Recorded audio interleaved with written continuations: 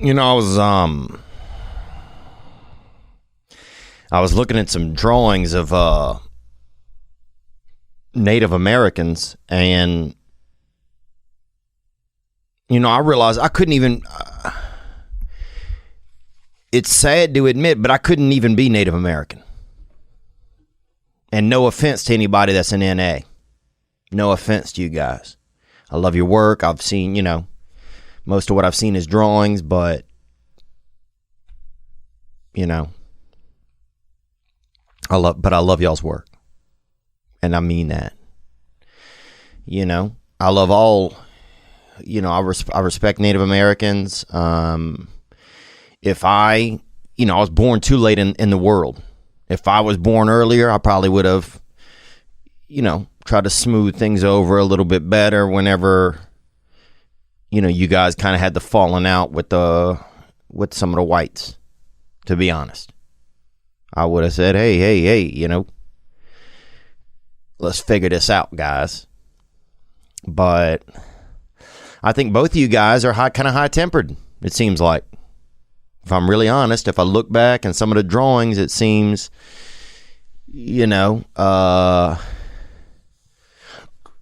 excuse me, a little belch or burp. I don't know which one is which. They're both disgusting. I feel like air is just kind of just raping my throat every time it happens. Oh, I hate that. But yeah, again, I want to apologize to any, I know we have some Native American listeners, some NALs basically, or something, we know what I'm talking about. We have some Native American listeners. I have Native American in me. Okay. I probably got half a pint. Okay. I probably got half a pint. I probably got 6 teaspoons of Chippewa or something. Daddy's got it in them. I can feel it sometimes in the middle of the night. I'll hear something outside. I'll hear something about 40 paces away. And I don't use the term paces very often. So that's right then when I know that, I say, oh, that's a very select ounce or two of me that's listening there. And that's that Native American in me. But yeah, I want to apologize to Native Americans on behalf of kind of some of the ways stuff went down. It was just kind of a wild time, I think, and you can't win them all, I guess. I don't know how do we merge the past and the future. So, I don't know. I don't even know what I'm talking about. What was I talking about?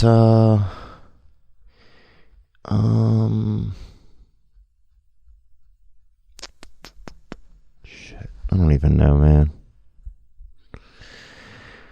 Oh my God, dude. What a week. What a weekend. My weekend was great. My weekend was tough. It was everything. It was an everything weekend. It was like one of those bagels that have everything on it. It just looks like your spice rack just took some bread and just did a damn gangbang on it.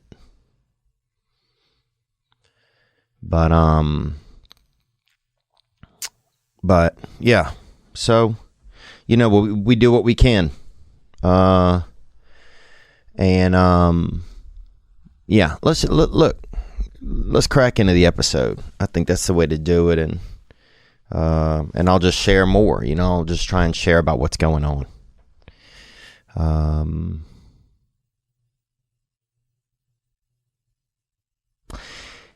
Yeah, I need help sometimes. I need some help. Sometimes I need some help. So, and it's hard to say that. It's hard to say that I need some help sometimes. And sometimes I do. Let's get into this episode. Here we go.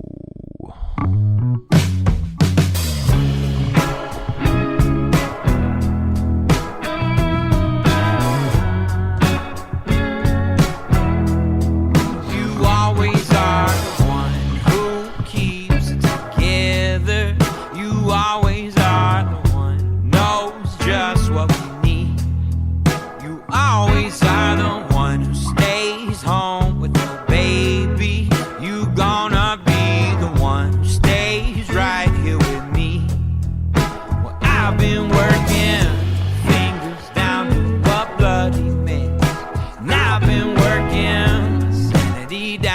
the bone.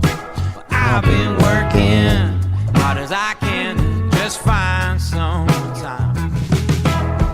time to get you all alone, so we can going out on the city, have a little whiskey and wine. Baby, you know you're so pretty, and I don't know how, but baby, you're mine. This is our time.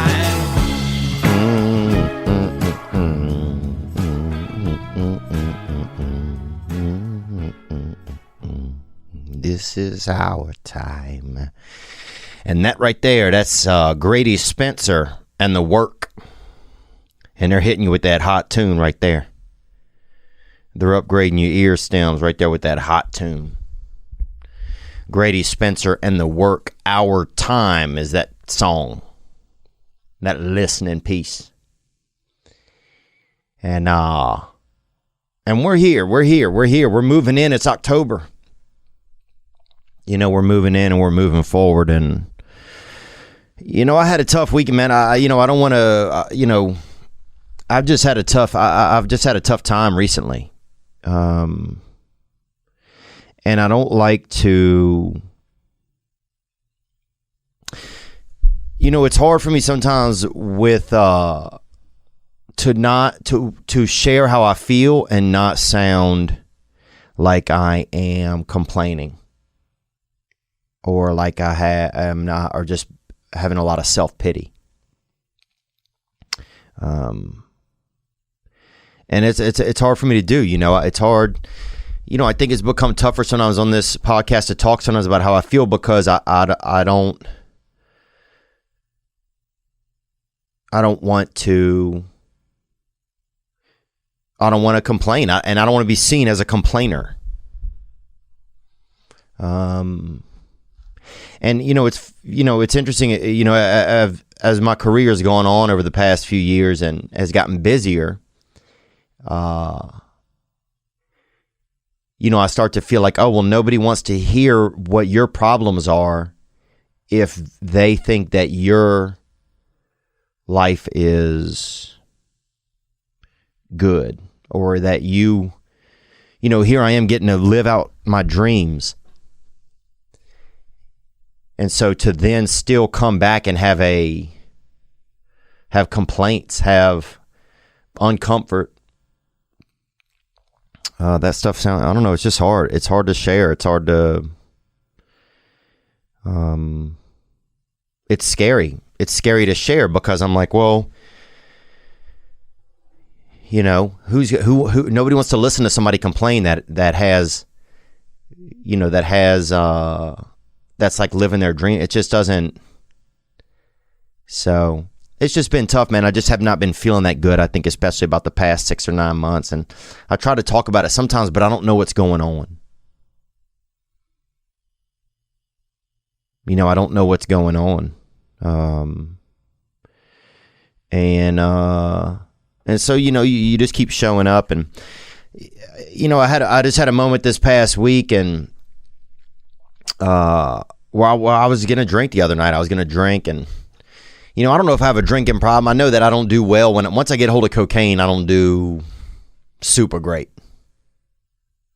I do not do super great if I am doing cocaine. So the other day, I had the shows up in New Jersey with Trevor Wallace, and he's amazing, and it was great. And Francis Ellis, beautiful fella, tall fella too. I mean, tall, white. I mean, if somebody did something to the Native Americans, it was somebody he, probably somebody he knew or in his gene pool.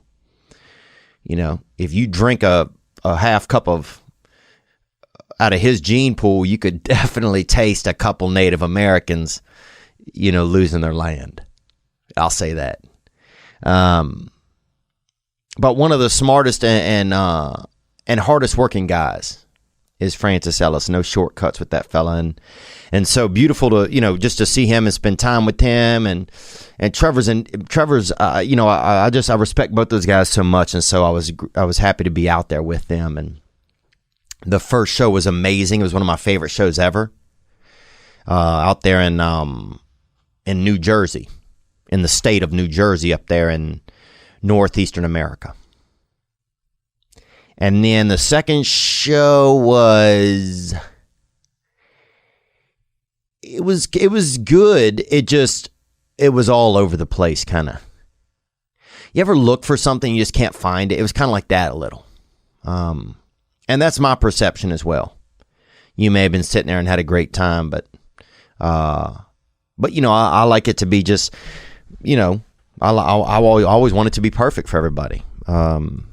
And so anyway, I think everybody did have a great time, but anyway, that's just kind of how I felt about them. But that day was just rough, and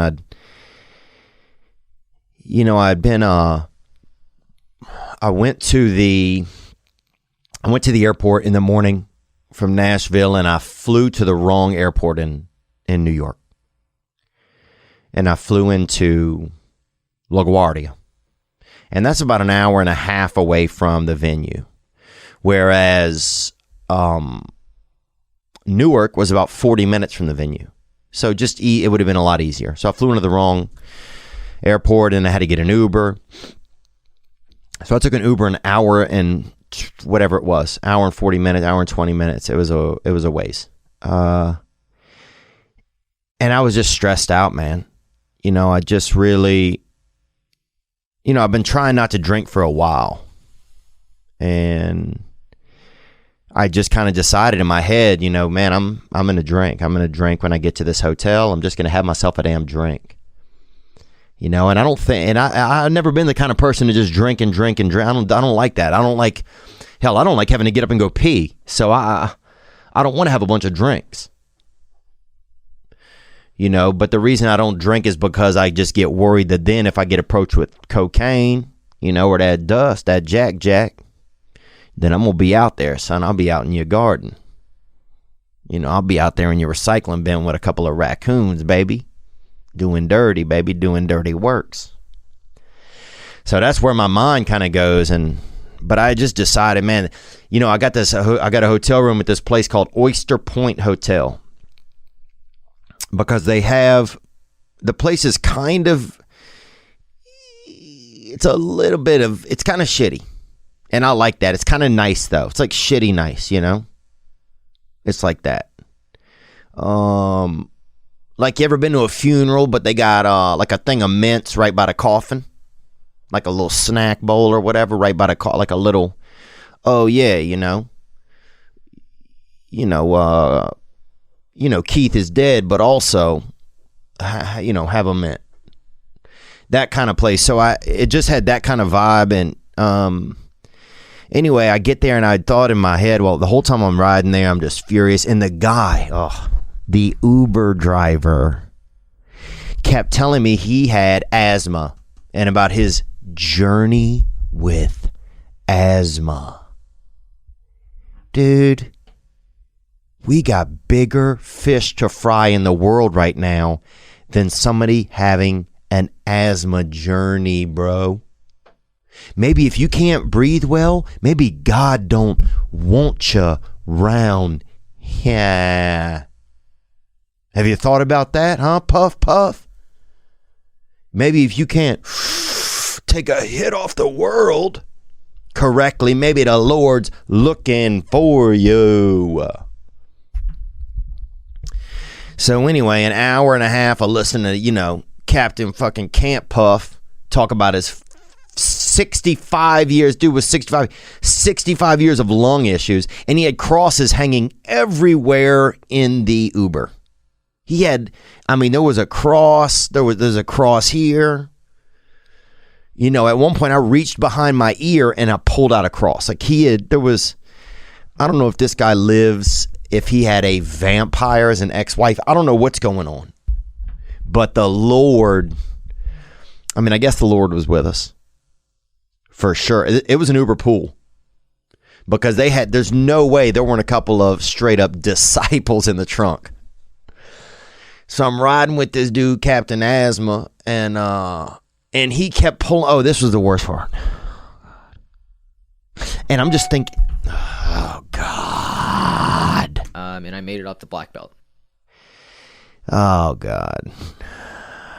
I was in Taekwondo for many years as a teen.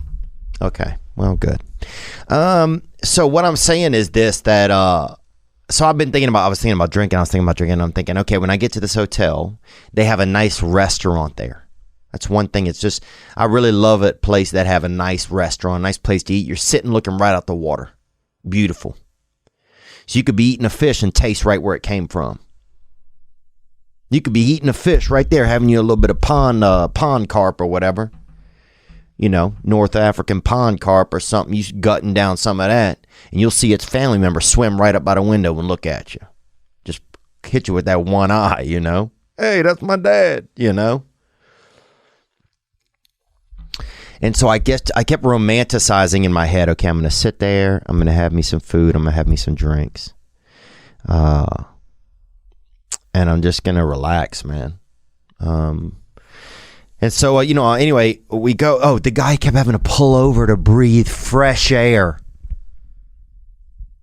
The guy kept having to pull over to breathe fresh air in New Jersey. Off the turnpike. There ain't no fresh air. There ain't no fresh air by the turnpike, dude. Bring a bag of air from somewhere else. Fill up a balloon from damn Kansas or something. And get that thing, get that thing trucked in or trained in.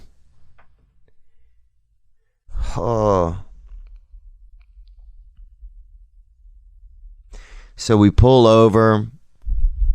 This is the second time we pulled over to get fresh air in. I'm not sure where it was, some little town. And a guy comes up to the car. We stop. It's literally like we have to stop for a minute, and he will. The first time he put his head out the window, and the second time he got out of the vehicle to breathe. And I'm like, this is a $200 Uber. And it was a small car. Okay? It was small. And some of you guys are thinking, well, Theo, you've made some money. Why don't you get somebody to pay? I agree. But that's just not who I am. I don't like to I try to be thrifty. That's just who I am. That's just who I am. It's just in my nature. Sometimes I don't want to give myself, the creature comforts. I don't want to take care of myself like that. And I probably should. Because then I just get more stressed. So anyway, dude, we're out there, and a brother, I'll be honest, straight up brother, urban brother, whatever, however you want to term it, comes up and starts asking if we want to buy some drugs. And the asthma guy, the driver starts asking me, like, it kind of directs him towards me. Like, what is going on here? I'm paying to be on this shitty adventure with freaking Billy Badlungs up here who can't handle the world.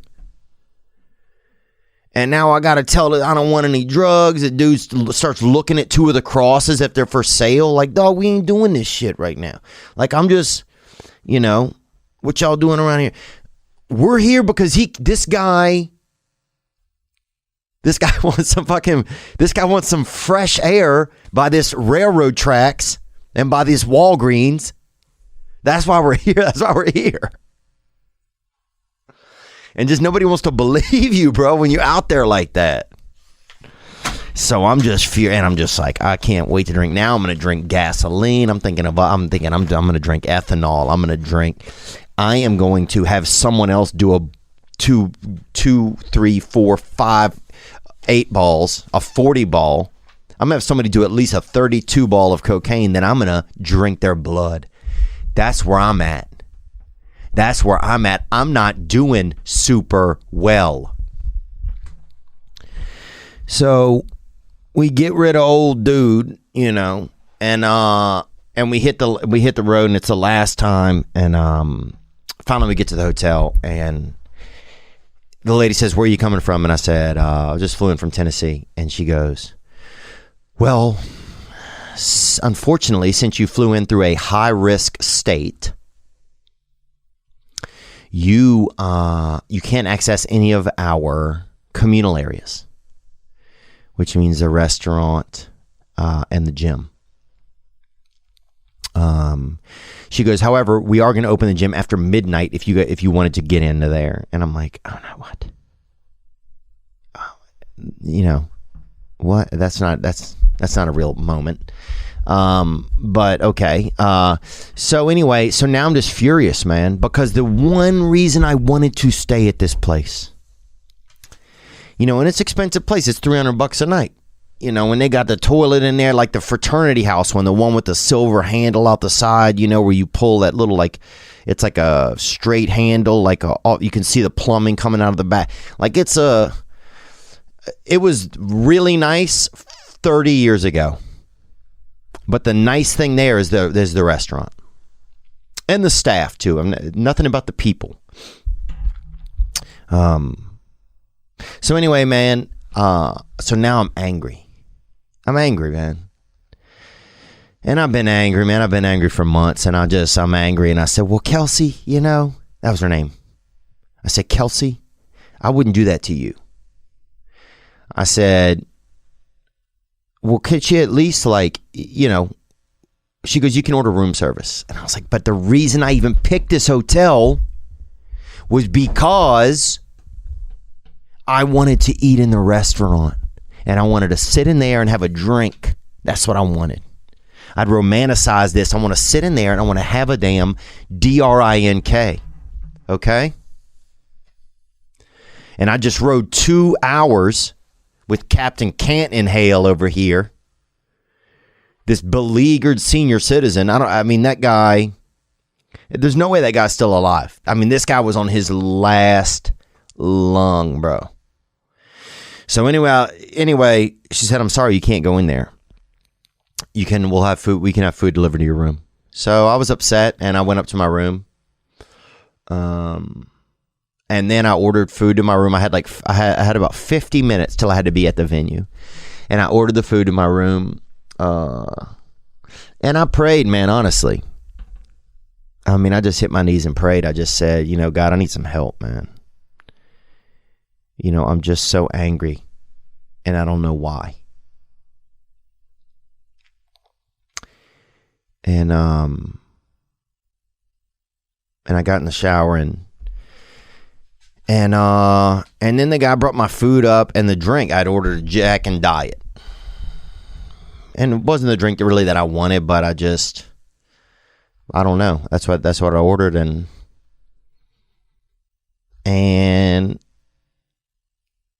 there was something about the fact that I kind of romanticized the idea. I'm going to drink, but I'm going to drink down in this nice restaurant. It's going to be, you know, this look. I'm going to be able to look out at the water. It's going to be cool. I'm going to have the fish. His family's going to swim by. It's going to be kind of like a part of The Godfather a little bit. It's going to be interesting. And instead, the fact that I couldn't have the drink there in that place, like once it got to my room, I just didn't want it.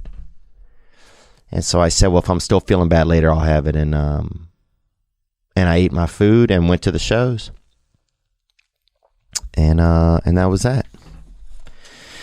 So, I mean, I only tell that story just because, you know, I'm trying not to drink. And sometimes it's really hard.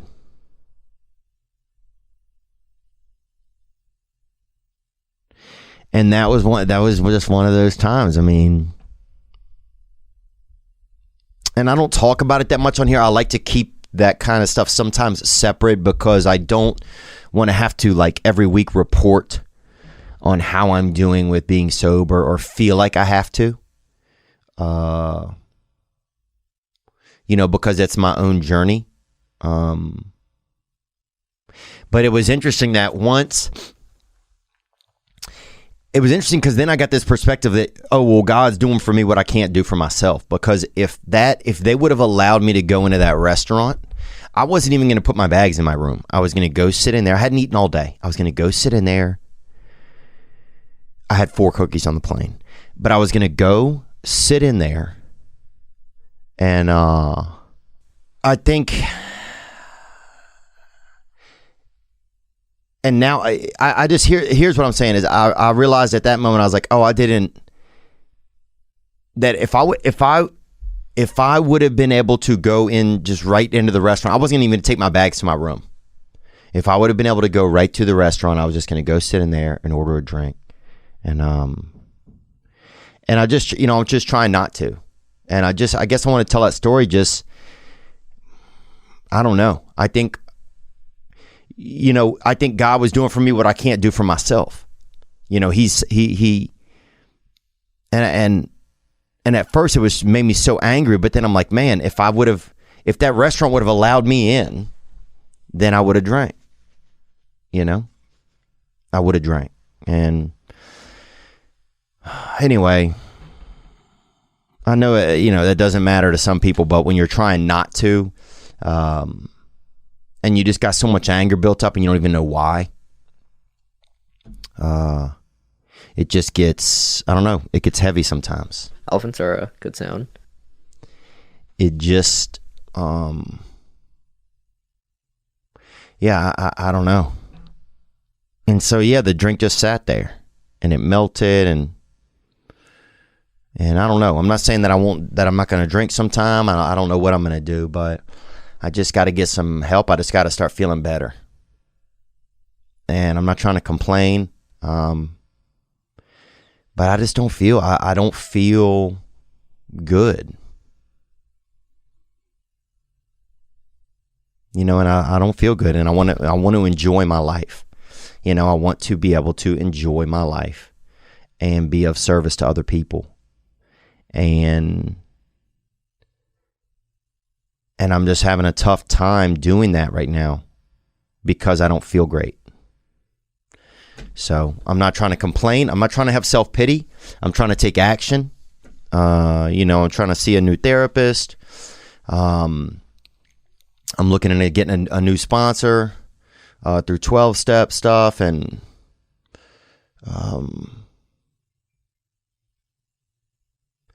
but yeah, I don't know. I just wanted to kind of tell some of that story. And then I want to let you guys know that it has been reported that Americans are overpaying on car insurance by over $21 billion. Can you believe that? I'm not shocked, actually. Car insurance is expensive, and it's expensive, dude. I've been in maybe 4 or 5 wrecks, and mine is like $200 a month, dude. Insane. That's crazy. I'd rather just keep that money. No, I shouldn't. No, never mind. That doesn't make any sense. But anyway, when you're searching for a better deal, it can take hours and typically results in a barrage of unwanted spam calls. That's the worst. You fill out a form, and next thing you know, you're getting 1,000 calls and people hitting you up. Until now, thezebra.com. The Zebra is the nation's leading car insurance comparison site because it's the only place you can compare quotes side by side from over 100 providers and choose the best for you in 90 seconds or less. Who doesn't want that? Name 40 people that don't want that. You just answer a few questions on a simple, fast form, and they'll find you the best rates and coverage in your state. TechCrunch calls the Zebra Kayak for auto insurance. The best part is that it's completely free. You can save up to $670 a year using thezebra.com. So, to find out how much you can save on car insurance and home insurance, go today and start saving at thezebra.com/THEO. That's thezebra.com/THEO. Spelled THEZEBRA.com/Theo. So go find out. Go find out how much you can save. Get back out on the road and have the best coverage you can for the best price on auto and home insurance. Thezebra.com/Theo. Support the podcast. I'll also let you know that today's episode is brought to you by BetterHelp. BetterHelp will assess your needs and match you with your own licensed professional therapist. And it's probably something I need right now. it probably wouldn't even be a bad idea for me to use BetterHelp. And maybe I will. Maybe I will. I'm actually going to try an appointment with a therapist that I've had before. And then looking to, if that's not what I'm feeling, then maybe looking to getting a new one. But I just have to take action. That's what I have to do. And I'm not ashamed to admit it, man. I want to enjoy my life. I'm living out some of my dreams, and I'm not enjoying it. And I'm just not enjoying me. I'm not enjoying being human. And I think that there's more out there for me. So BetterHelp will assess your needs and match you with your own licensed professional therapist. You can start communicating in under 24 hours. Now, it's not a crisis line, okay? It's self-help. Now, it's not a crisis line, okay? It's not self-help. It's professional counseling done securely online. If you're living in an area where the counselor maybe also does the snow cones, so you go over there and you say, hey, let me get a medium grape, and also, I've been jerking off, and I before work, and they're like, well, maybe they don't, they say, well, you just need the small grape, then you have a little too much grape in you. But that's the thing, you don't know if it's a small town. That might be the scenario, but that's why they got better options. You can log in your account anytime and send a message to your counselor. The service is available online for clients worldwide. You'll get timely and thoughtful responses. Plus, you can schedule weekly video or phone sessions, so you won't ever have to sit in an uncomfortable waiting room as you do with traditional therapy. Elephants are a good sound. BetterHelp is committed to facilitating great therapeutic matches, and they want you to start living a happier life today. Visit betterhelp.com/Theo. That's BETTERHELP, and join the over 500,000 people taking charge of their mental health with the help of an experienced professional. Special offer for TPW listeners: get 10% off with your first month at betterhelp.com/Theo. That's betterhelp.com/Theo. Yeah, a good intro song there by Grady Spencer and The Work from their album Celebrate. And that song is called Our Time. But yeah, I just haven't been feeling good. I just have been feeling a lot of stress, and I don't know. And I've just been feeling angry. And I almost, I almost don't want to say that. I almost don't, I don't, because I'm scared, I guess. I'm scared of what people are going to think. I'm scared of what you're going to think.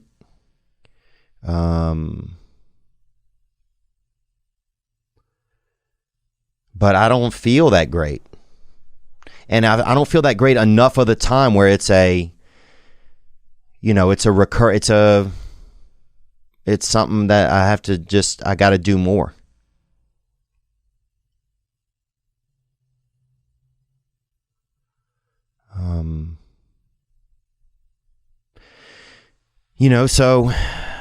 So I'm going to try. I mean, I did some things today. I went for a run in the middle of the day. I didn't want to, but I did it. I'm getting my blood work done, just check to make sure that everything's okay inside of me, to make sure, just staying on top of that. I'm going to go to an AA meeting later today, and just, I spoke to some of my, 12-step friends on the phone, and I think some of it is just too much of me. A lot of my life has, I think something that will help me is doing stuff for other people. So I need to try and lean into that a little bit more. But I'm just tired. I feel every day like I'm fighting something, and I don't know what it is.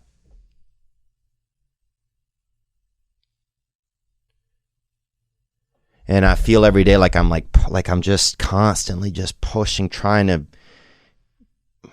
I don't even know what I'm pushing or what I'm pushing against. I'm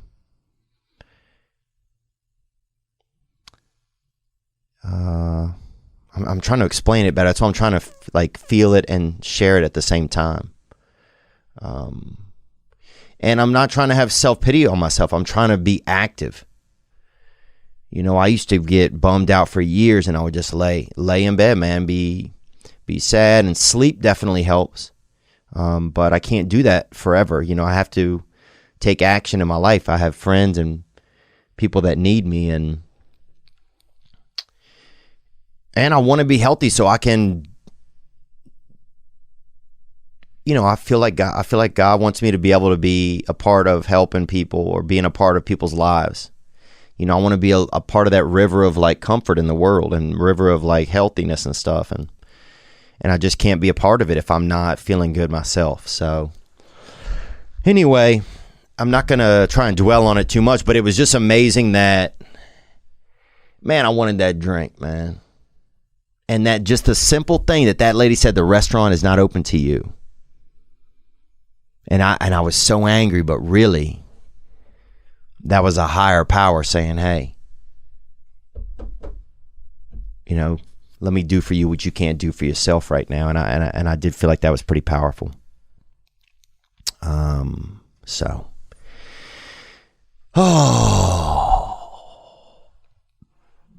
but yeah, I talked a little bit. Here, let's get in. Here, let's take a call or two. Here we go. Let me shut up. I just feel sometimes on this podcast, even I feel so bad just talking all the time because it's always me, you know.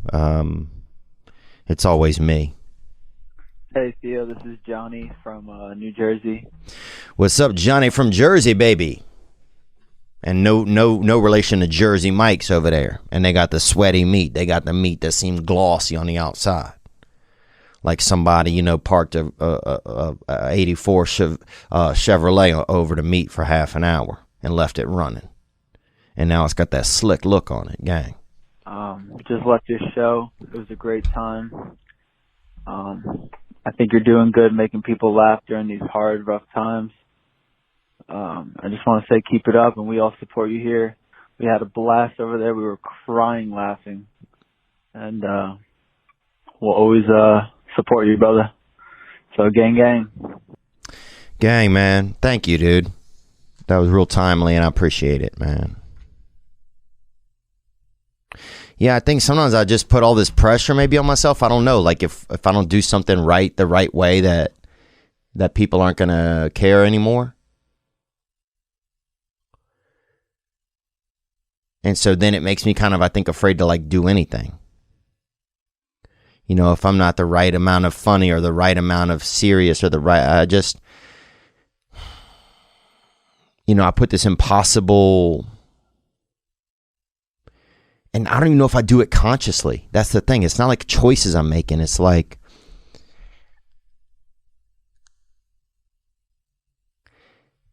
you know, I think probably when I was young, I felt like if I didn't behave a certain way that people weren't going to care about me. That like the care that I received from people was directly correlated to how I behaved. And I was only going to be cared about if I behaved an exact way.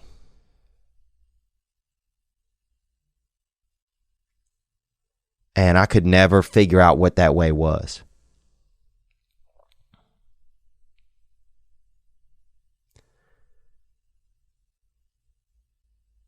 So I think, you know, sometimes probably in my life, that's why, you know, I've always probably, a lot of me has been searching, you know, this searching for some, how do I crack this code? How do I get this? How do I line, what numbers do I have to line up correctly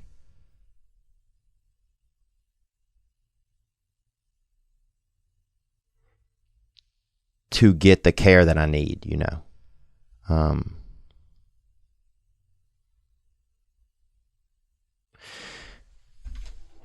But yeah, I think, you know, and I was never good at saying when I needed help. I was never good at saying, hey, I need help, you know. And it's so funny because even as a child, I was a loud man. I was always saying something.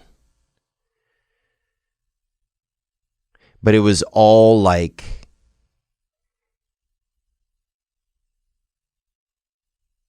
it was all just hot air, man. The thing I needed to say was just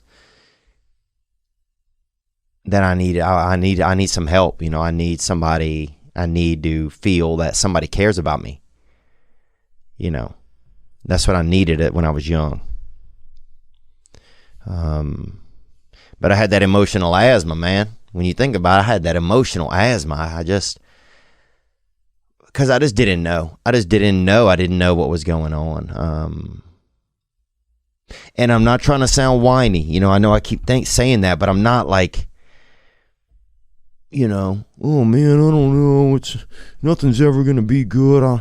I'm not feeling that way. I'm just trying to feel what feelings are inside of me so I can take some action.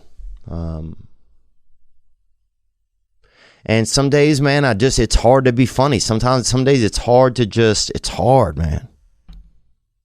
It's just like I got in here today and I was like, fuck, what am I going to do? But then I get this voicemail right here. I just want to say keep it up, and we all support you here. We had a blast over there. We were crying laughing. And we'll always support you, brother. So gang, gang. And that changes the script in me because then I hear, oh, we'll always support you. We'll always support you. And it's just something, I think it's something that you got to tell your kids when they're young is that, just that you love them no matter what they're doing, no matter what. Like, no matter what. Because I always felt like every next step of my comfort was dependent upon how I was behaving at that second, at that moment.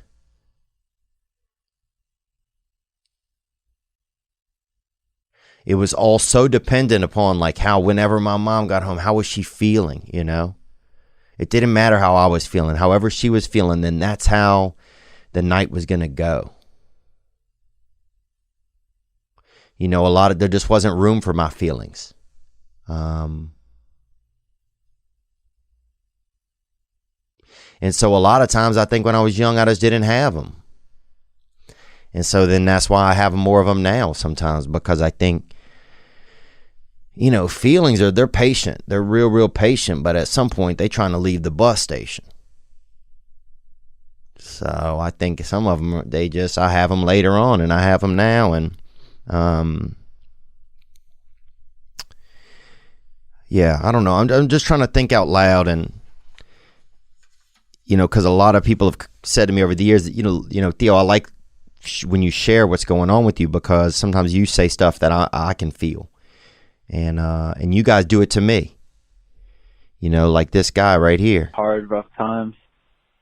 I just want to say keep it up, and we all support you here. We had a blast over there. We were crying laughing. And we'll always support you, brother. So gang, gang. Yes, it's just we got a good group of support here, and I think it's cool, man. But thank you again for the nice message, man. I really, yeah. And I don't know why this episode just whatever it is, man. I'm tired. I'm just fucking tired. I'm tired of having to sometimes not just be able to be how I want to be. And I know that you guys didn't make it that way. I know that sometimes I've made it that way in my own head. I know that sometimes just the past, life, this work got busier the past year and a half. I was sitting yesterday talking to somebody and telling them that I went to a tour in Europe, and man, I hardly have any recollection of it. Like that's, I hardly have any, things were just fast, just a lot. And it's a blessing. That's not what I'm saying. I'm just saying that that for a guy like me that feels a lot of stuff, it's a lot. It's a lot sometimes. But But the best part, man, I will say the best part, it was such a gift, man. When I showed up over to the show, I didn't drink. I felt so good about myself. I said, man, I don't know how you did it. You know, when I called a friend when I was in the car, and I even told him on the way there, I said, hey, man, if this Uber driver gets back in the car soon, or if he doesn't, I don't know, but I'm drinking, you know. And he sent me a link to some video, and it was I don't even know, some damn baseball thing. I don't know. It was the worst thing ever, but just the fact that I broke up the thought in my head, it just kind of weakened that power. And then I got to the place and they said, oh, you can't go in a nice restaurant. You got to eat up in your room by the fraternity toilet. I said, damn. I mean, even this place was old, bro. They had old shows on television. Like, what the fuck, dog? Dude, I turned on Golden Girls. All of them were still alive on the show. That's how, this thing was old. There was a George Bush Sr. advertise, like, vote for George Bush Sr. One of the commercials, like this, everything in there was old. It was, and I was angry. But that place has an amazing restaurant. And I got up to my room, and here was the crazy part, that my room wasn't even facing like the water, it was just facing like the parking lot. And I'm like, if this, good thing it's only 4 stories, I'd jump out the damn window right now.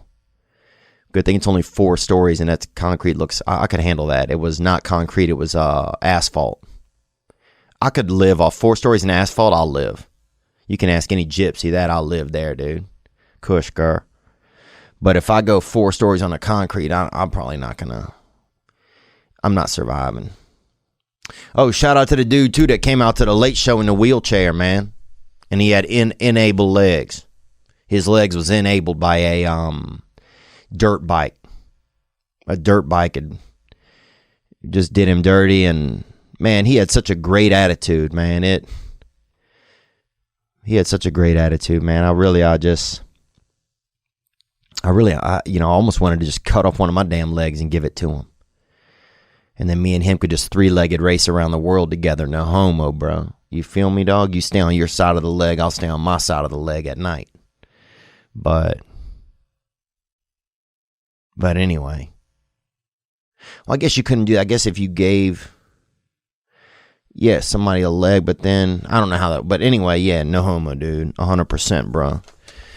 But also, dude, but if somebody is gay, then also, yes, homo. I don't want anybody to think that I'm not, being cool to gay people or anything. So, no homo and yes, homo, dog. Gang shit. What else? Here's someone else that came out to the show. Let's take a couple more show calls. Hey, what's up, Theo? This is Steve, coming at you currently from the highway leading into Virginia. What's up, Steve? Out there on the road, baby. And I've driven out on the road, and I like to get me a little bit of caramel corn when I'm out there driving or riding, brother. Onward. Originally from Long Branch, New Jersey. You're actually just about 5 minutes from my hometown over there in Blue Grotto. Oh, yeah, we was out there by the dog track. And a lot, you could smell, you could smell a damn dachshund from the stage, man. You could hear the dog track over there. People betting on a dog and losing there's nothing sadder than somebody gambling on a damn dog track. Because the information, at least if it's a horse, you can get some information. You can get a little bit of intel on them. But a damn, somebody got, a Weimaraner, somebody got a Rottweiler Shih Tzu mix out there and it's supposed to run in the 7th race. You know what I'm saying? But it hasn't had lunch. Like, you'll just get weird, like, oh, yeah. Peaky Blinder or whatever the dog's name is or something. He hadn't had lunch, and that's the kind of intel you get, and you're still supposed to lay 20-30 on a damn dog. I took a date out to the dog track over there in Tucson, Arizona one time out there. And she hated me. That lady hated me. She was an older lady, and I thought, well, what does an older lady want to do? Probably something, advanced, So I thought gambling. And I took her out there and bet on the dog. Bet $6 on this dog. $9 on that one, trying to show out a little. And I bet 9. And both them bitches lost, and then that bitch left. So, you got to take women where they care to good stuff. But anyway, sorry, I making this about me. Onward, Steve. Dad, I missed the show. Couldn't go. I've been trying to see you for a couple years now, but I'm in the Marine Corps, so duty calls, can't be around. But man, I bet you probably had a great show.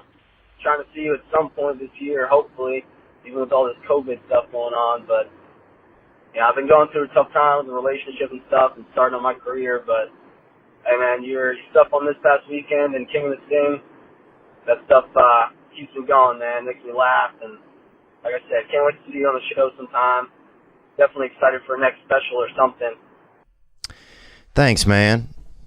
Thanks, dude. That's sweet of you to say that, man. I can feel that, I can feel you being genuine, and yeah, thank you. And we do have a new special. We're signing a deal with Netflix, and it's just paperwork now, and to do a special, and so that'll be great for that to come out, Steve. So you'll be able to see it and share that with your Semper Fi fellas out there, and I think that's pretty cool, man, to be in the military. I think there's one thing I admired when I used to go do some military tours, and I hope to do some again, was just the camaraderie you get to have, to be in a group of people and to be able to just joke around. And, I know it's grueling, a lot of the hours you guys have, and I know you're not where your desired location a lot of times, but it's so rare, in life, that I find you get to have a group of people around who enjoy one another, especially right now. So, man, I'm envious in a lot of ways of just you be able to have that brotherhood, and just people you get to enjoy people. That's a delicacy right now. A lot of people can't enjoy people. A lot of people can't. People still can't go see their grandparents, or there's fear around it. But be well, man, and thank you for the warm message, man, and enjoy that. Enjoy each other. Enjoy it, man. That's it's going to be prehistoric, human beings spending time with each other, the way that we're so addicted to electronica now. Let's take another call. Onward. Hey, Theo. It's Tara from Trenton, New Jersey. So I just got home from your show. I went to the 7 o'clock show. Hey, Bear, and thank you for calling. And that's a unique name for a woman. But that's how they do it in the Northeast. You got more people from Britain, more people, you got that Native American meets kind of defeated by the white kind of vibe up there. So you'll have a kid named Bear. You'll have a kid named, River Branch or whatever. Fire, Fire. You'll have a kid named Fire. Like, damn, where's Fire, dude? I don't know. He's got the weed, So they got, you'll have unique names. Go on, Bear. Down there in Oceanport, New Jersey. And, man, it was a great, great, great time, and I really needed it because I just been going through a really patch where I went through a breakup, and I went through drinking way too much, and now I'm sober, and I'm on antidepressants. But besides that, it was great, except there was this bitch, and she just kept screaming for no reason. And then the last 15 minutes of your set, she just talked shit about how she was on your podcast before. Oh, I was on his podcast before. And everyone just wanted her to shut the fuck up. So, but besides that, you were great. And me and my friends, we had a great time. And I really appreciate it. And love you, man. Love you too. Thank you very much for that, for the nice message. And I think there was one lady up at the front that was too loud. And she might have been doing drugs. I don't know. And she had big titties, too. I'll be honest with you. 2 of them. And she had them big old titties. Man, it looked like each one of her titties had been drinking beer. It looked like each one of her titties could have been on a bowling team in the 90s. She had the big old... She had them long branches, if you will, baby. And she was loud. I think a lot of times a titty will hold a lot of volume. You know, so sometimes if you see somebody with a big titted woman, they'll have earmuffs on or something. But yeah, next time I'll do a little bit better job. It's hard for me to gauge. Here's the hard thing to gauge from the stage. If somebody is a heckler or somebody is being obtuse.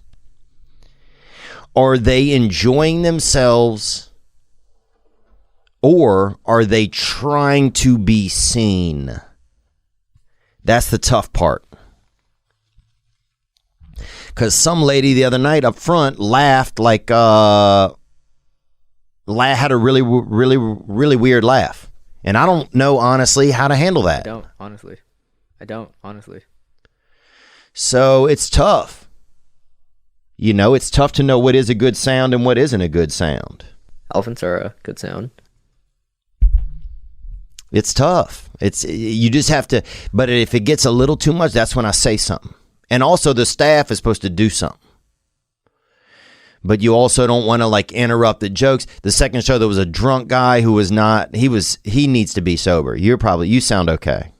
That guy probably needs to tighten it up because he just was, the show, he made it about him. But maybe not. Who knows, man? But thank you for the warm message, you know, and that's the thing. It's just like sometimes I don't want to drink because I want to be able to be there for somebody if they're having a tough time or something. I want to be able to say, hey, man, I'm here and I'm available and I'm of right mind right now so I can be a part of, I don't know.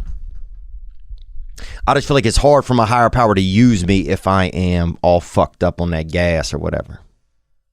But that's just me. Some people can do a bunch of coke, you know, and raise a family. I'm reading the My Pillow guy's book right now. That dude's smoking crack and making pillows.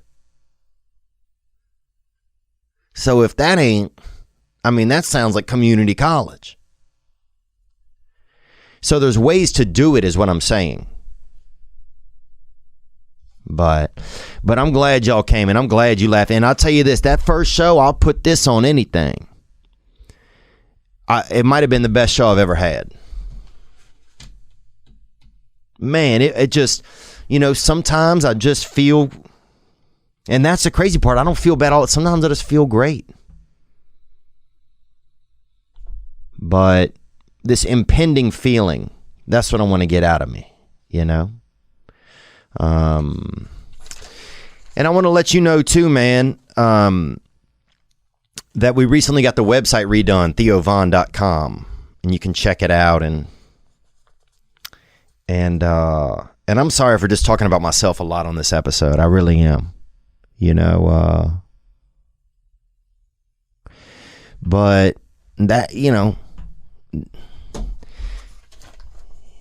it's funny because sometimes I just have, I don't know. I think sometimes I still have all these things inside of me like I want to say, you know, but I just can't. I just don't know what they are.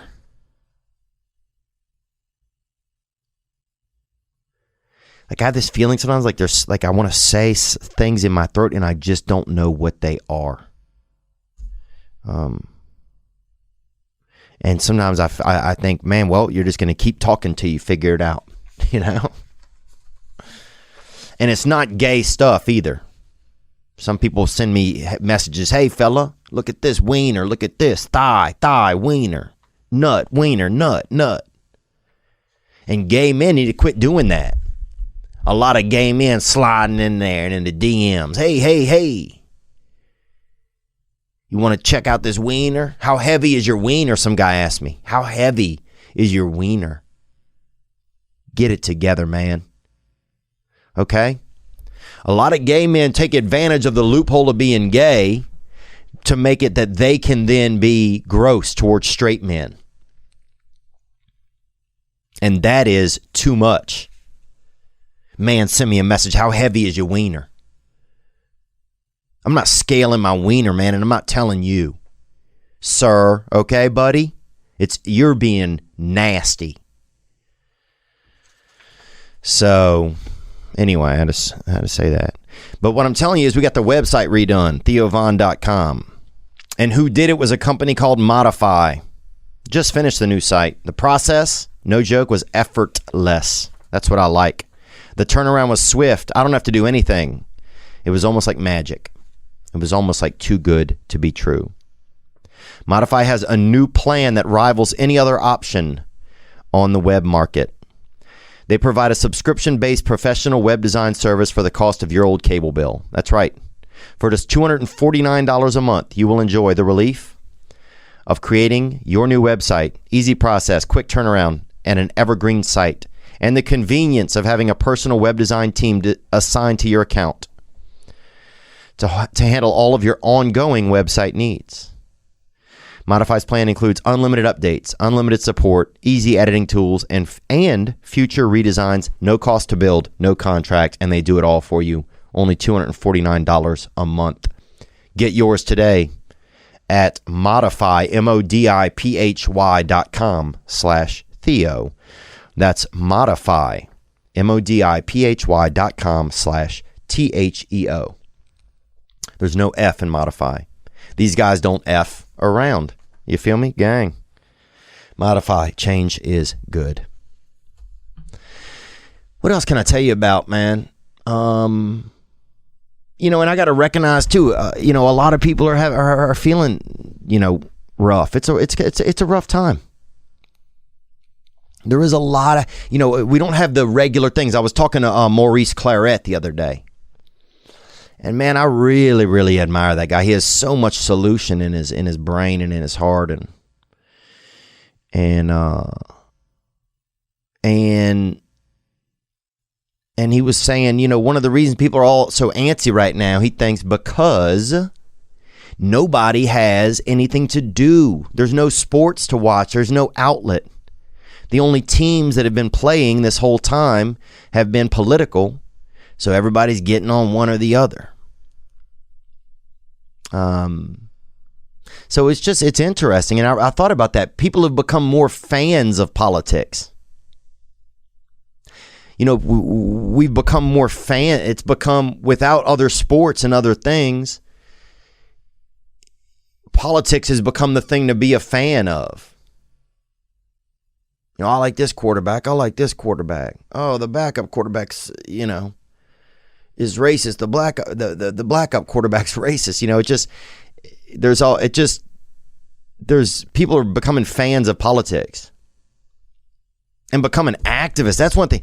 I feel like we've all become such addicts to all of this junk that is then making us be angry about stuff that I don't know if we're really angry about. I know that we are concerned about things. I know that we have views about things. But I don't know if we're really angry about things. So I really question the side effect of just all the snippets and all the information and the constant barrage of information and the effect that has on us. It's just because you start to wonder, well, everybody, like, so many people are activists now. Like, what's going on? Like, I get being activated, but at some point, it's just I feel like we're being taken advantage of. At some point we feel a little bit used by all of the media and all the hype. And a lot of it's like panic porn. My brother's friend coined that phrase, and I don't know his last name. I think he's a Latino fella. But panic porn, where everybody's getting we're getting some dopamine hit in our brain by getting off on all of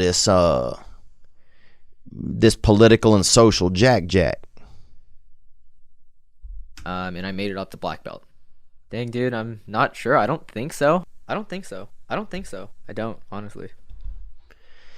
It's what would Riley Mouse say? He don't know. That's what he would say, bro. So you got to think about that sometimes, or don't think about it. And those are the options. But yeah, I just start to wonder, well, if I'm more stressed out than usual, if there's more, what's going on? What's causing me to feel this way? So let's hear another call or two that came in. Here we go. Hey, Theo, Riley, this is Ray. I'm from Ohio, but I live in a little town called Wheeling, West Virginia. Oh, yeah, that Wheeling feeling, baby. And I got offered sex by an aunt and a niece one time over there. Adults, both. Both of them adult sex offer, okay? And I know we've both had that Wheeling feeling. Yep, and that's pink eye also. And it's a dangerous thing. You know, if you hold on to that feeling for too long, you're going to end up doing some methamphetamines in the back of a 7-Eleven. Amen, baby. Hey. That's a guarantee. Maybe get an STD by the slurping machine. Can't say I have. I just wanted to call in and say I'm a huge fan. You make my day a little better every day. I'm a coal miner, and I don't know that you've had any coal miners call in, but I wanted to say that it's a tough job. It's a rewarding job. I just wanted to say if there's any questions about coal mining, please reach out. I'm a huge fan of the show. Thank you for everything. Thank you, brother. I appreciate it. And maybe we do have a question or two about coal mining. And if I think of what they are, I'll let you know. But right there, you got to think about that. Somebody going in the earth and getting something out of the earth, helping it out. And that's really, you know, I'm not trying to be racial here, but that man goes into the earth and gets something black and helps it out of the earth. So that's pretty cool. That's pretty helpful. You know, it's just pretty cool to see that. You go down there and you come up with a bucket of black, a bucket of positive blacktivity, you know, that coal, baby. And I love a coal. I love a briquette. And we actually had a black kid at our school when I was growing up, Briquette Lawson. And he was beautiful, actually. He could have been a male model, actually, but he just was, he wasn't doing all of that shit, man. He didn't like a lot of shit like that. He liked more just regular shit, McDonald's and shit.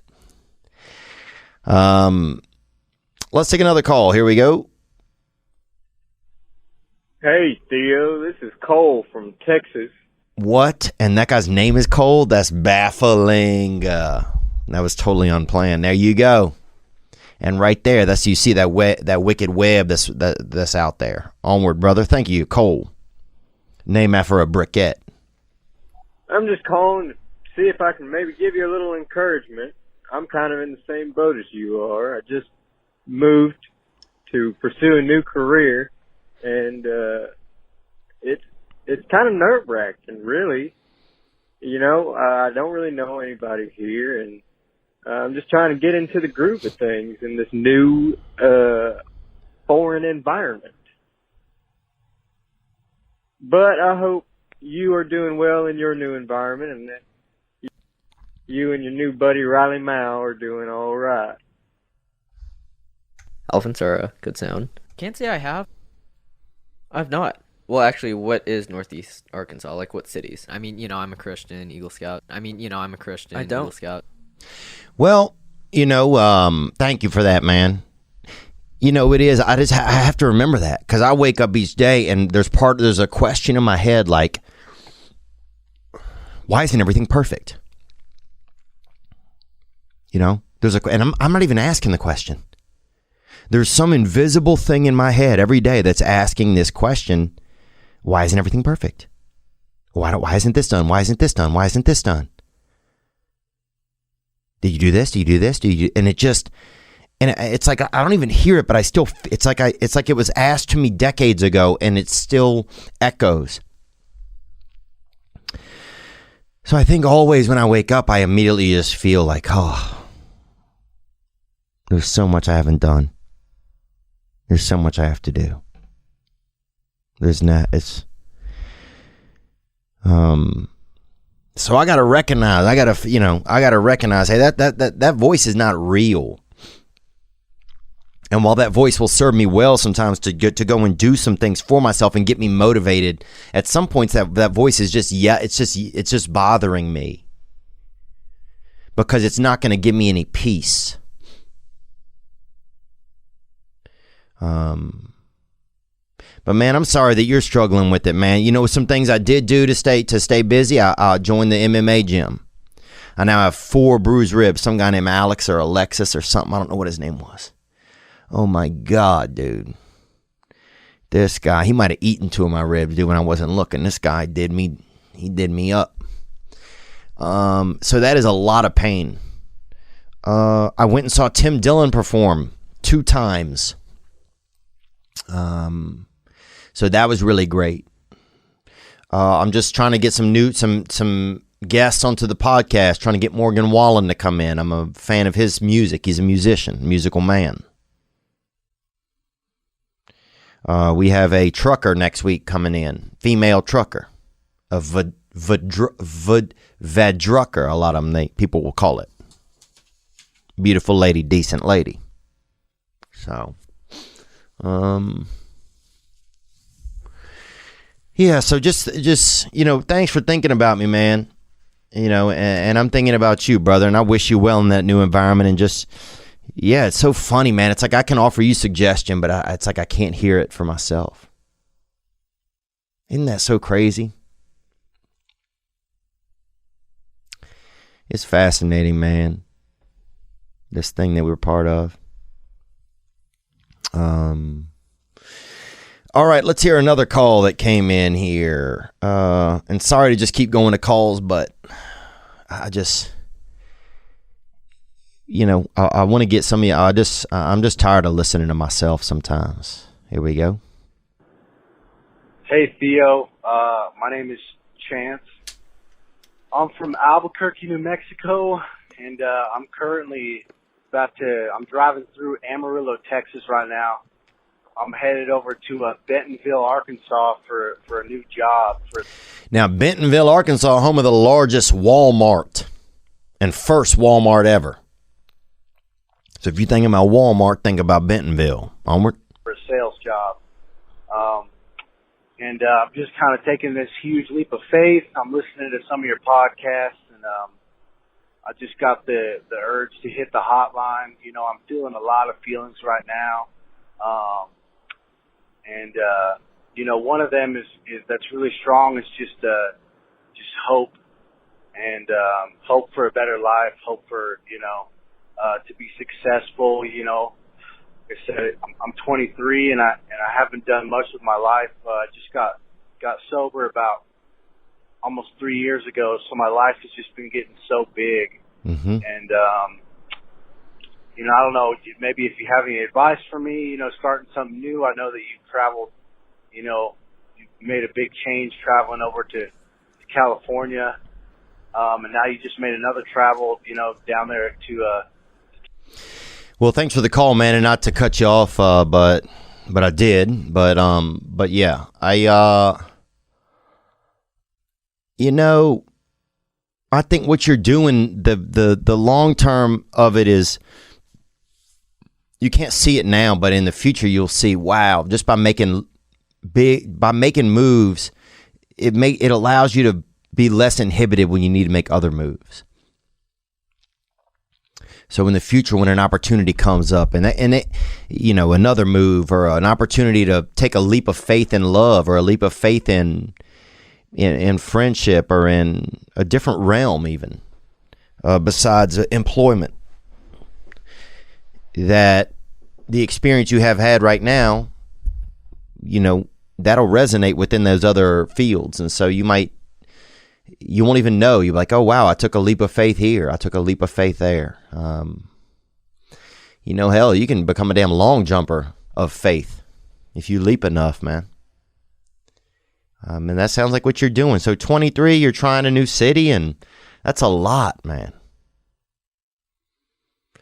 And I need to be patient with myself. I get at home and it gets late, and the place is a mess, and it's not even my place. I'm just renting it, and sometimes things just feel like heavy, man. And I just need to get some help. When I need help, if I need a therapist, if I need a house cleaner, if I need an assistant, I just have to I got to ask for what I need. I was talking to my brother today, and man, I never really ask for what I need. I never say, hey, this is what I need. I don't say it in relationships. I don't say it in friendships. I don't put down those, hey, look, this is what I need. Because I don't want to, I don't want to step on any toes. I don't want to. But it's funny, I just won't put any, hey, this is what I need.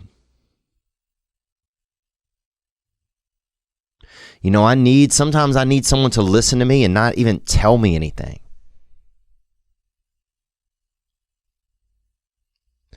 The other day I was talking to my brother, and I was just telling him I've been having a tough time, and just, and I'm lucky. My brother's worked in like youth therapy and stuff like that. And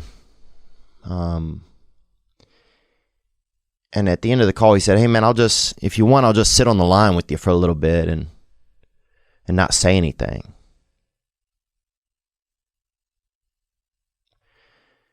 And at first I was like, nah, man, I'm all right, And when I said all right, I could feel something in my voice. Like I felt like I wasn't all right. And he said it again. He said, no, he said, look, I'm happy to just sit here. You don't have to say anything, and I don't have to say anything. And I'll just be here with you. If you need, I can just be here with you. And man, I started bawling, like literally uncontrollably, like a dragon flew out of my fucking soul. Because I think never in my life had anybody just said, hey, I'll be here with you.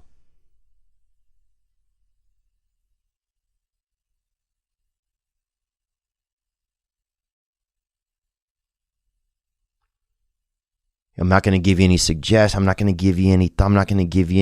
I'm just going to be here for you if you need me.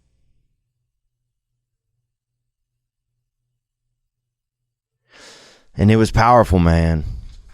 It was, and I had no idea in my whole life how much I needed that. Just even it was, and then I was like kind of sobbing, and it's some of this shit, no homo, bro. Some of the shit's kind of, it's tough to say. I'm not trying to sound like a little bitch, but I'm trying to sound like, I don't get, whatever, dog. If you're still listening, bro, you part bitch, same as I am, son. You probably about 11% bitch, you feel me? But, and then I was like, oh, thanks, man. I'm good. I kind of got my composure. And then he said, are you sure? And I lied. I just said, yeah, I'm good, and I wasn't good. I didn't feel, and he goes, oh, I can still, he said, I have like 10 minutes. I can just sit here with you. And man, I just fell apart again. I don't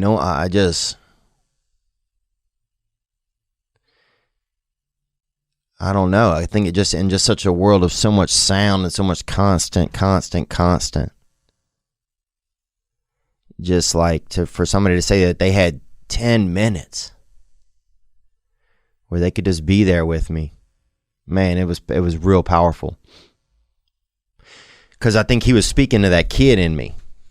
To that child, that young fellow who just,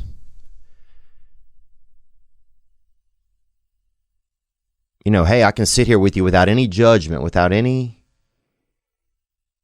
concern, not concern, but with just concern, with just time. I can sit here and you just know, the only thing you need to know is that I'm here for you.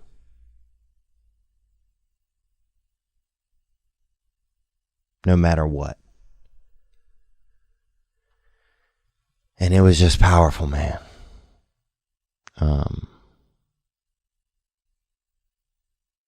So the hotline, as always, is 985-664-9503. I'll be back in with Riley Mao maybe next week.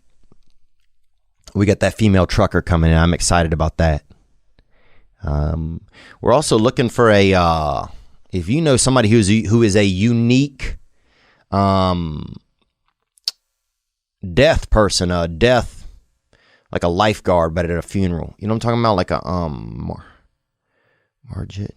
What is it? A Margician? A Margician? No. Margician. Somebody that, like, you know, hey, you know, here's the body. You know, that guy. Like Howie Mandel, but for like death. Mortician.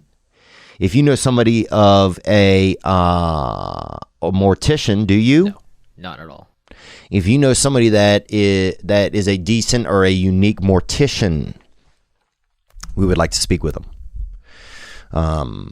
You can email us, I think, through the website, or hit up the real Nick Davis, and you can let him know. Preferably around Nashville or Los Angeles, or within a flight distance, you know, somewhere close. But all right, one last call that came in. Here we go. Hi, Theo. I just finished eating a McDonald's breakfast griddle bacon sandwich. Oh, dang. So you living high on the hog today, literally. Onward, little mama. And I really liked them. I started eating them after I heard a show on Howard Stern. And now it's one of my favorite things to get at McDonald's. Unfortunately, we can't get it after 10:30 a.m. So my next favorite thing at McDonald's is the fillet of fish. But I always want lettuce and onion on that sandwich. So my question is, what's your favorite fast food spot? Well, look, ma'am, I love you. Hey, I'm going to tell you that straight up. And I'm here for you. And I won't say anything, but I do have to, I can't handle, if you can't eat a damn fillet of fish at a McDonald's. You can't eat a fillet of fish at a McDonald's, mama. That ain't even fish in there. You know, that's trans oyster or something they're using, or, you know, they're not using fish meat. That ain't damn fish meat. You know, you know, that's something else. They're doing something nasty. You can't be having a, you know, I can't, if I'm trying to talk to a lady and she have a bite of fillet of fish on her lip. Come on. Your children can't even love you if you're sitting around with a bite of fillet of fish on your mouth, on your breath. Who do you love? People can't love you if you eating fillet of fishes, lady. They can't love you. And they can, but it's going to be harder.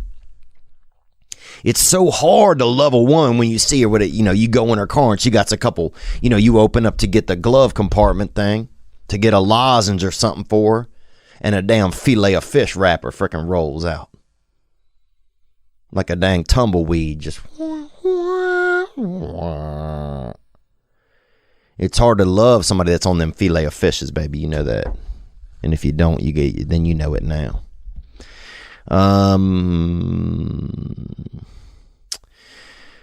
Okay, I think we got it. We had some calls that came in about Riley Mao, but we'll get to him next week. You know, we just had him here this week, just in spirit. I mean, you know, I'm a Christian, Eagle Scout. I don't. You know, and he's a talented man. So we'll figure it out. We don't have to figure it all out today. That's what I got to remind myself. Is we don't have to figure it all out today, and we don't have to figure it all out alone. And you know, I feel a little bit better than when this episode started. You know, I'm gonna even see if my dang therapist emailed me back. I'll check right now. Nope, not yet. But there's an AA meeting in 5 minutes online, then I can jump in. And as much as I don't want to, I want to go do something else. I want to, do my bookie, bet on a night game. I want to do this. I want to do that.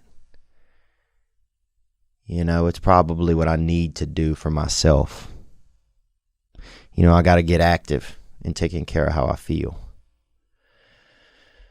Instead of just being reactive to it all the time. If I'm going to feel this much as I do, I deserve to have some control over it. So, anyway, thank you guys for coming out there in New Jersey. Both shows were great. I just felt like the early one was more tame. The second one, when people was drunk, people was out there drinking each other's blood. Somebody's out there. Some guy came out with we had another guy that came out. I guess he had a fake hand or something. He'd lost a hand. He'd lost a hand. He, some guy, he was throwing dice, and mowing the yard at the same time. And he caught a blade. But he left his hand there, some guy. So that's wild. You go home and you can't even, I guess he drove home with instead of 10 and 2, just 10, maybe just locked in at 10 or something. Unless he just taped his arm to the wheel on the other side at 2. But that's, some guy woke up, he don't know where his hand is at. And they got a bucket of beers, 5 empty beers and a damn cold hand in there. So if that's you, man, call Blue Grotto. BLUGROTTO over there by the dog park. And you guys too, I want to say shout out to Joey Diaz and his new podcast. You guys got to go check it out. It's just starting up, Uncle Joey's Joint. And it's I watched some of it and it made me feel good to just kind of share what was going on. Sometimes I like to be entertaining, and sometimes I just want to be. And I know you guys don't. I just, it gets in my head as to what's going on. But you guys have always been there for me, man, and I just appreciate it. And I love you.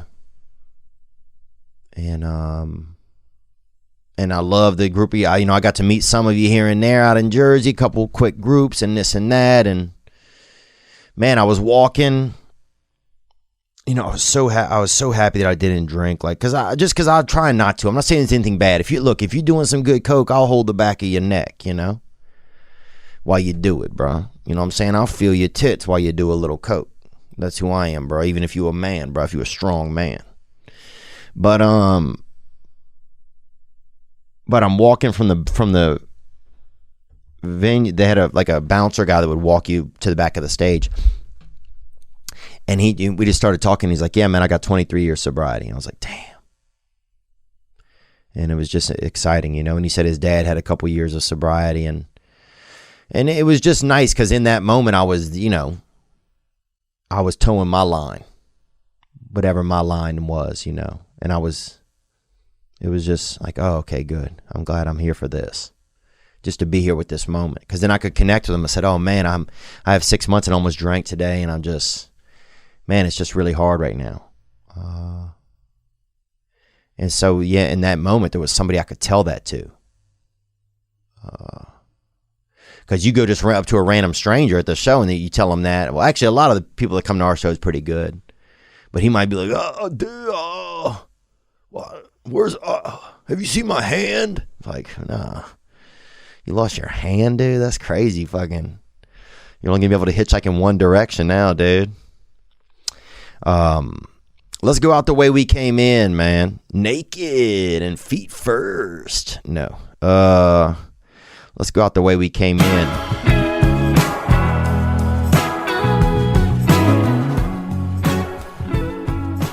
This is Spencer. Sorry.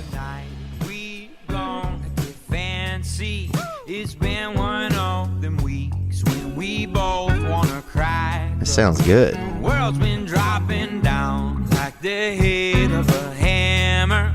I need some time alone. Maybe baby, just you and I. Well, I've been working my fingers down to a bloody mess. I've been working my sanity down to the bone.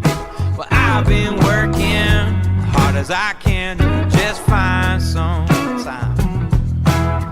time to get you all alone, so we going out on the city. Ooh. Have a little whiskey and wine. Baby, you know you're so pretty,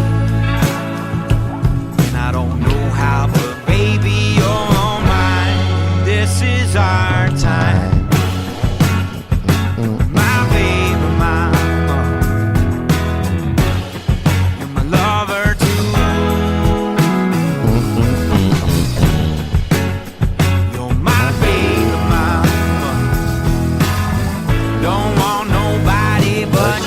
This is a good song. We going out on the city. Have a little whiskey and wine. Come on, let's go, baby. I'm taking you out. Baby, you know you're so pretty. You're so pretty, baby. I don't have a plan B. Baby, you're mine. This is our time. I don't need a plan B. You my baby.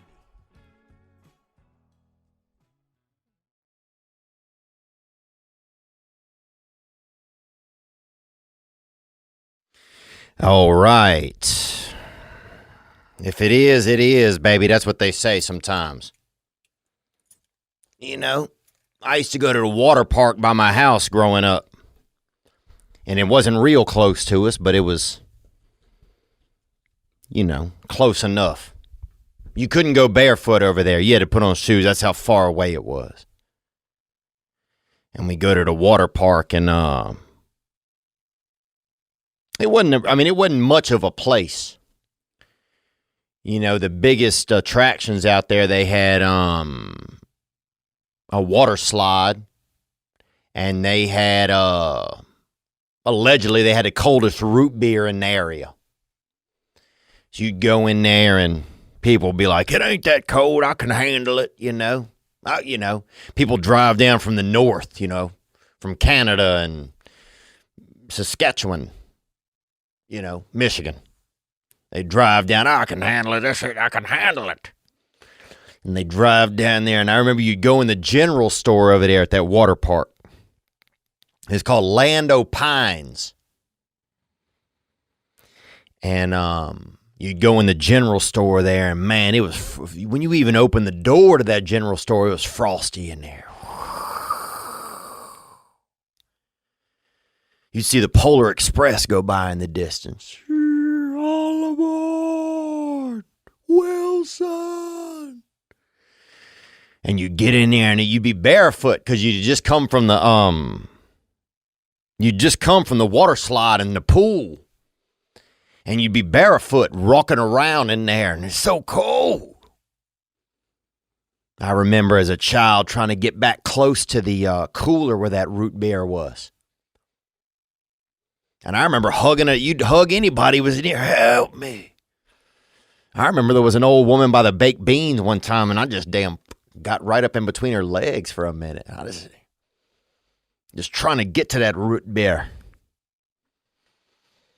And you'd get back near the thing, and you'd have two or three of us kids pulling on that root beer on the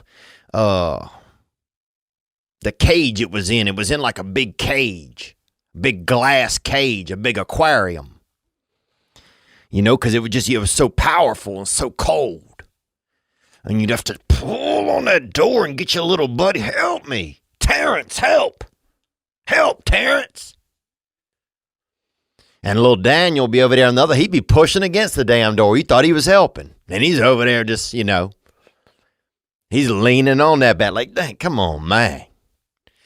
And finally you get it open. You get that door open. Santa come walking out that bitch. I mean, it had been, you know, it was cold in there. Santa come out. You'd have a damn a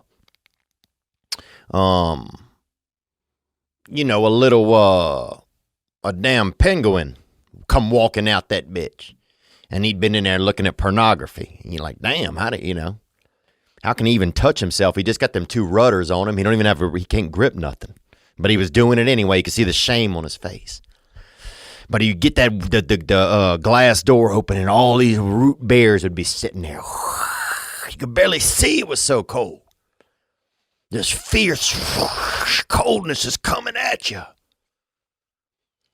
And the lady at the counter was like, close the door. And you grab one, dude. It took all the energy you had inside you just to grab one and lock onto that can. And at that moment, you damned the makers of the root beer. Because why they put it in this cold, the can is cold. And then you bounce that thing all the way up to the register, you and your friend, tossing it to each other. You set it on the desk, on the counter. And that lady would be like, 65 cents.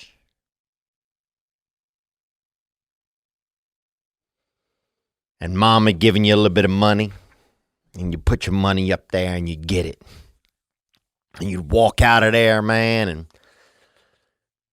just out into the distance. Out into back into the world, the warm world. And you'd gone on an adventure. You'd gone and you'd gotten something. You'd gotten a piece of dang. You'd gotten you a thing. You'd had a journey. Getting there, and you're so cold. And then you couldn't take your hands off the can. I remember one time my hands got stuck to the can. Damn, all day just, I looked like like one of those guys outside of a Macy's or something at Christmas, trying to, beg for money, shaking that can. You just couldn't get my hands off of the can. I couldn't uncan my hands. Just, those are the days, man. That's what I miss about summer. I miss going over there to Orlando Pines. And sometimes they had red root beer. It was this Barks root beer, and it was red. And you'd sip that, and it'd make your lips all red and pretty. And you'd wander out into that, they had a lot of weird perverts out there, baby, pedophiles out there, living out there, barbecuing. You'd see a guy in the distance out there, putting damn lotion on his arms and grilling up a couple Johnson's brats. Like, damn, what's he, that guy even got a family. And just putting cologne on. You'd see a man putting cologne on by himself and grilling wieners and grilling franks. God. But those are the days, man. I miss that about summer. I miss that about being a child when everything was an adventure. Those days of even just being out there at Orlando Pines Water Park and walking into that cooler and getting you a cold root beer. Everything when you're young, everything was an adventure. And I miss that. I do. Let's get into it. Come on, baby. We're going to make it, guys. We're going to make it. I'm going to make it. So are you. Yeah.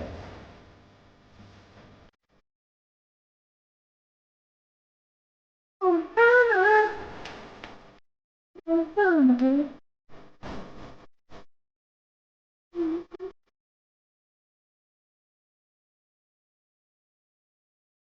89 volt.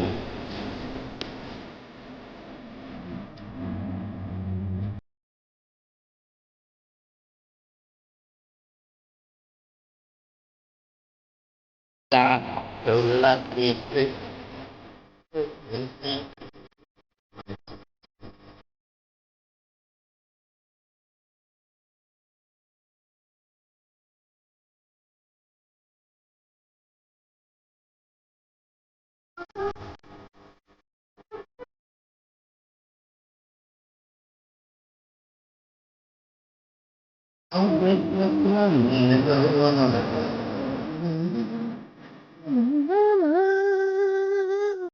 Wow, right there. And that's Eddie 9 Volt.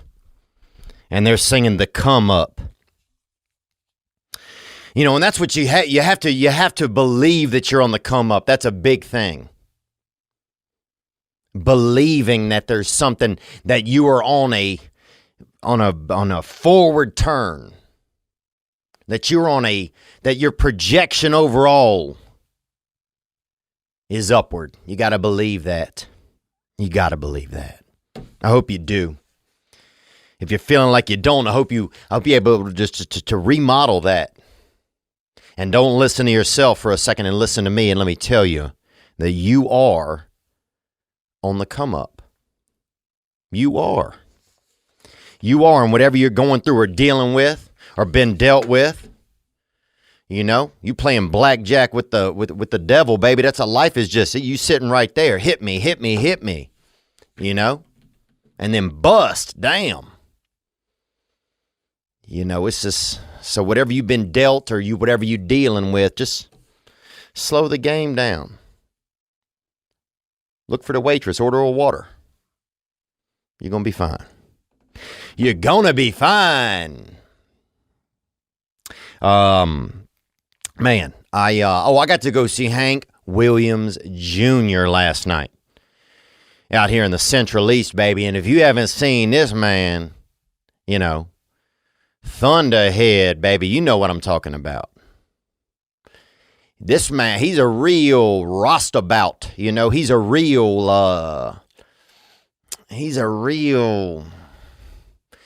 like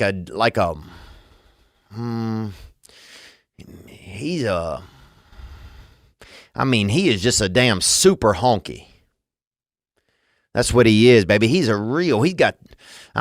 music built into him. You know, you pat him on the back, a damn ballad will come out of him. I bet when they burped him as a baby, I bet, a couple of B flats fell right off his tongue. I mean, that fella, he's got this gumption in him. And a lot of you guys know who he is. You know, he's a legend. He's legendary. And he's legend non-dairy. He's probably also a lactose-free legend. Because I don't know if legendary is, I don't know if that's cheese-based or what it is. But he is, he's this whispery, whiskey, whisker cat. He's kind of this fat cat that's never been neutered, kind of, you know, it was interesting to watch him. It was really interesting to watch him. I've gotten to know some of his family over the years, mildly, you know, just by acquaintance. And anyway, I got to go see him play live, and that was quite a treat. Him and Dan Auerbach from the Black Keys were over there. And a lot of other beautiful women and men, I think. And somebody else was on stage. I think it was a woman or man. It could have been a man, could have been a thicker woman. Not sure the angle I was at, you know, I don't know. But anyway, beautiful music and just a good time. And also, I'll tell you what else I got to see. I got to see you guys. Went out to Albuquerque over there. I haven't talked to you since that. Albuquerque.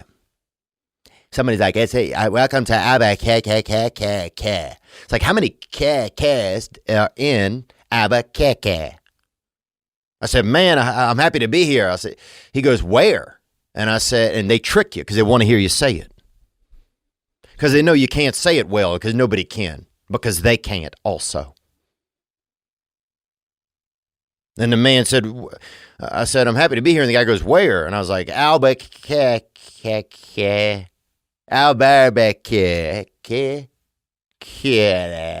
kitty. And the guy's like, oh, you mean Alba? This the whole day. They don't even. If you look at it on the map, it says ALBER and then has a bunch of just dots. Like, what is it?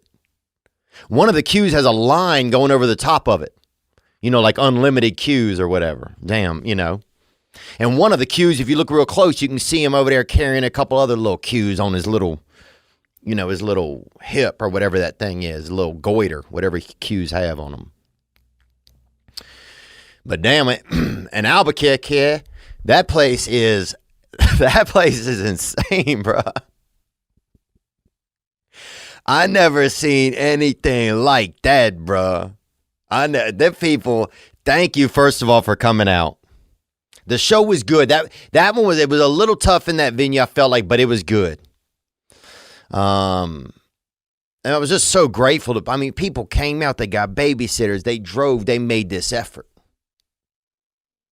And they came to see me, man. And that's what I'm saying. Thank you. Thank you.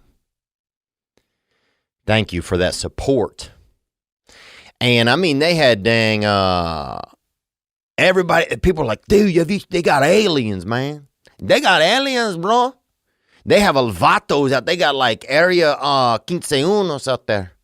Hey, dog, you believe in area 51? Like, what? Yeah, dog, you know what I'm talking about?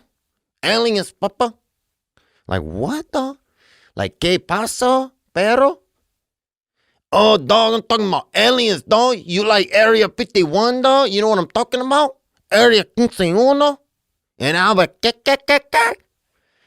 bro, I fucking... And, dude, the crazy part is everybody there is talking about aliens. And the aliens are the people, bro. We went into the we went to a Love's gas station because everything shuts down in Albany. At probably about midnight or probably at 10 p.m. Bro, we had to walk because one of the Ubers, the man said, I ain't coming over there. I'm like, all right, fuck, man, all right. You know, we'll figure it out. We'll do old fashioned. So we walked, you know, the original Ubers, baby. You know what I'm talking about? Feet and kneecaps, baby. That freaking ligament, you know, them little ligament, you know, them bangers, baby, them lifters, legs. I was like, all right, we'll use these bitches. And so we start walking. First guy we see has a sword. Okay, that's wild. Guy had a sword on him, and he was a grown man, too.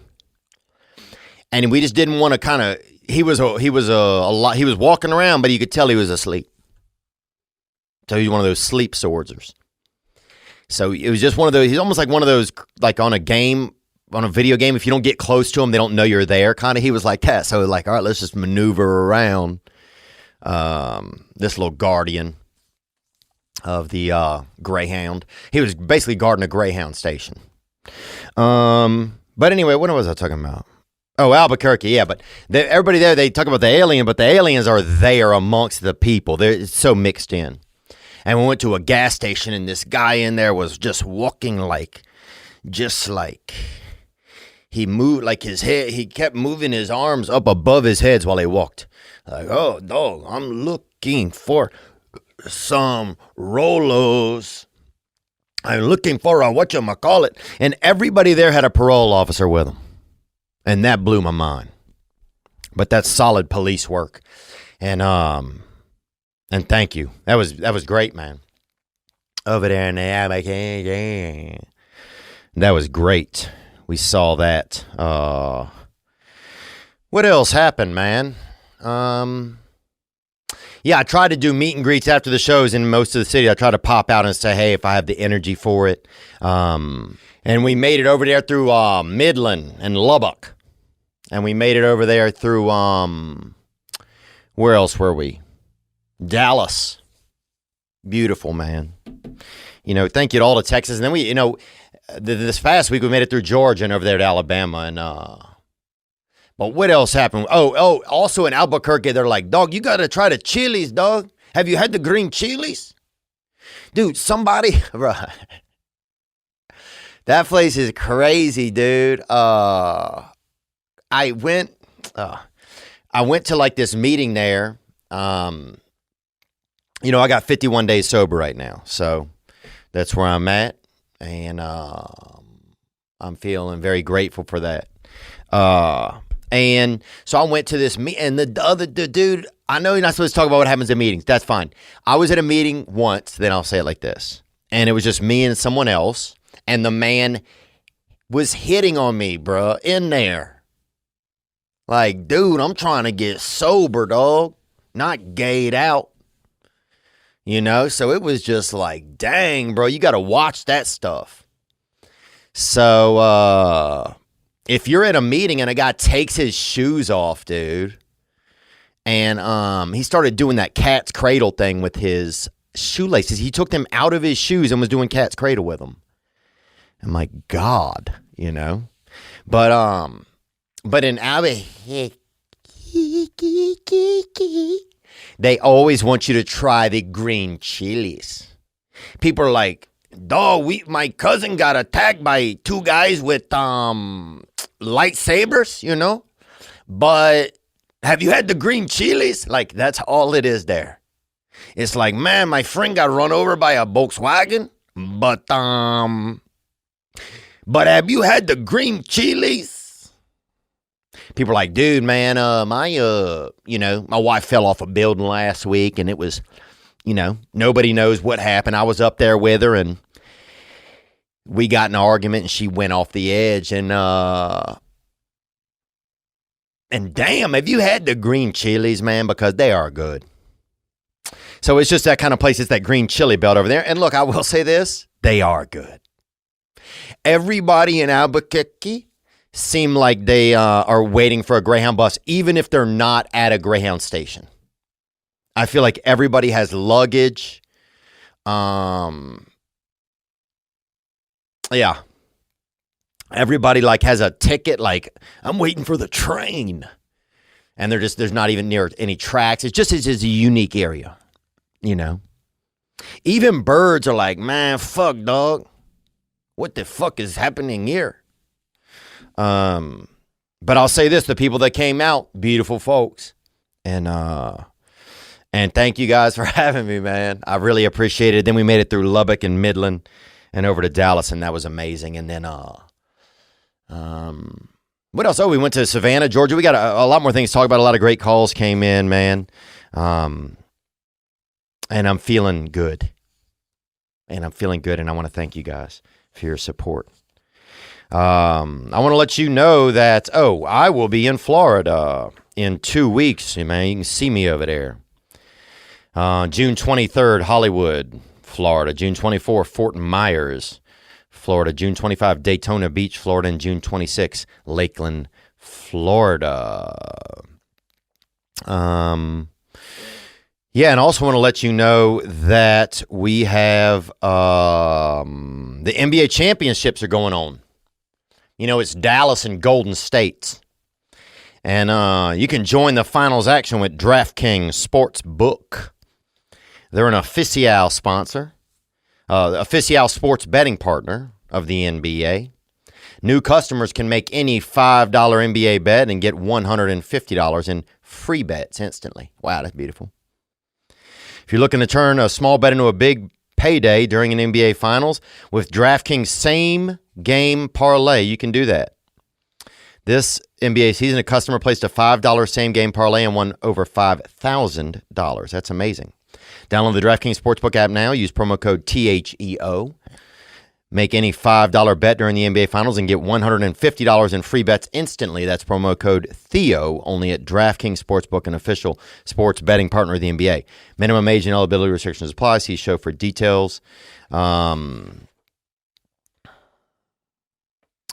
we have notes, a disclaimer for that in the episode of the show, in the show's notes. And also, if you have a gambling addiction or something like that, then I recommend that you do not gamble and that you reach out for help. What else? Oh, I want to say protein powder can be intimidating. Sometimes you open up a can and you hear guys in there and they're, they have baseball bats and they're really, they're talking smack and stuff, and you're like, oh, this protein powder is intense. But the fact is, we all need protein. A great percentage of your body is protein. Think about that. Look at an animal. Touch it. What's that? Protein, mostly. It's not just about muscles. Protein helps support bone health and satiety. And as we go through life, protein needs change. So it's important to choose a mix for different life stages. Rituals. Essential Protein is the delicious plant-based protein powder with 3 distinct formulas designed to meet the body's changing protein needs. I like this plant protein, man. I like plant protein. They have the Daily Shake 50 Plus, which adds calcium HMB to the mix, helping to build and maintain muscle mass for healthy, active aging. If you are aging, Callan. They have Daily Shake Pregnancy and Postpartum. If you have a baby or your pregnancy or lactation, this stuff will bound you up, get you ready, rock. You feed that baby with that dang milk rocket. So the ritual difference, one of a kind visible supply chain. You know what, how, and why of every labeled ingredient.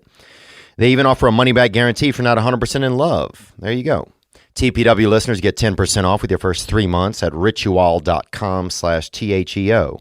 Visit ritual.com/Theo today for 10% off your first 3 months. Thank you for supporting the podcast. And just thank you guys for coming out, man. Just seeing everybody's faces, getting to shake hands with people. And just to be in the same room, I wish I could just spend the hour, just get off the stage and just walk around and just give a damn hug to everyone. But we did what we could. And thank you to everybody that came out. Where else? What else can we talk about here? The bus broke down, that bastard. Now, that thing had some, it was, that thing, it looked like it was just made out of dang,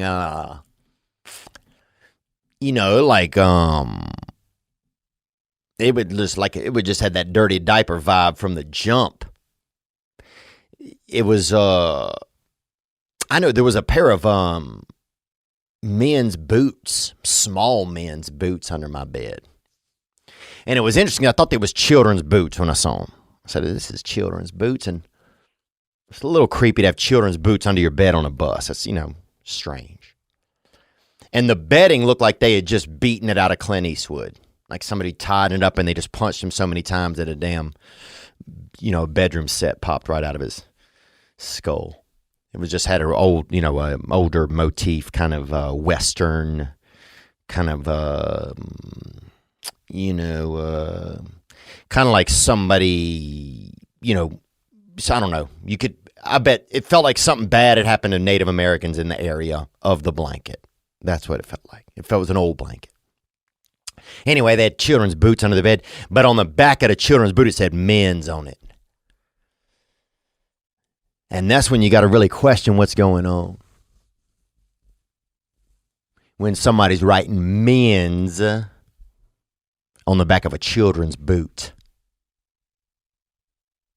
So anyway, what else do we have, man? A lot of people came out. People with damn tits, people one leg, no leg, half. Dude came out half a head. Dude came out no teeth, bro. Lost all his teeth, he said. For 2 years, he's had no teeth. And beautiful. Beautiful, dude. So I don't know what he started saying something else. I had no idea what he said. Because the teeth help a little when you wording out. But that fella came out. A couple of people with wet hands came out. I remember that. People left gifts. A lot of nice things, this and that. And then we hit also some other places out there, Savannah, and Augusta, Georgia. And that place, some of these towns, you get out, Augusta, there's nothing downtown. There's not even a goat. They don't even do Montgomery we went to, Alabama. And that's Rosa Parks country over there.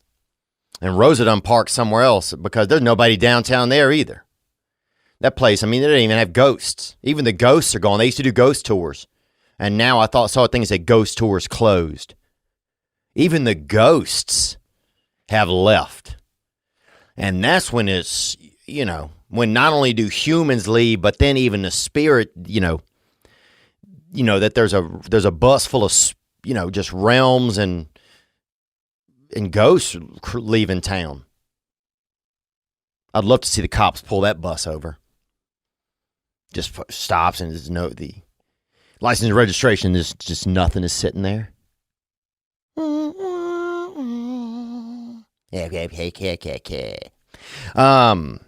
But yeah, man, just great shows. Thank you to everybody that came out. A lot of great energy, just beautiful folks. And I wish I'd have gotten to say hey to everyone in person, but just a lot of kind messages and things that I did hear from people. And so thank you. What else, man? My boy Tight Ernie came out growing up. This fella we grew up with named Tight Ernie. And he was tight, boy. His body was just just condensed like a damn Twix, bro. His spine was real narrow. Like one of those kind of fat orange extension cords. That bitch was real.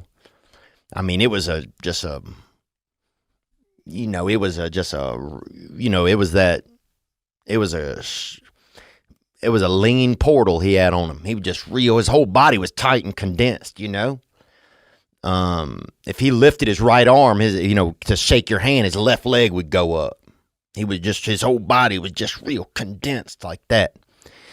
And they call him Tight Ernie, baby. And he's, he could hear, it sounded, and when his windpipe was tight, he had that tight pipe on him. And when he talked, it was, how you doing?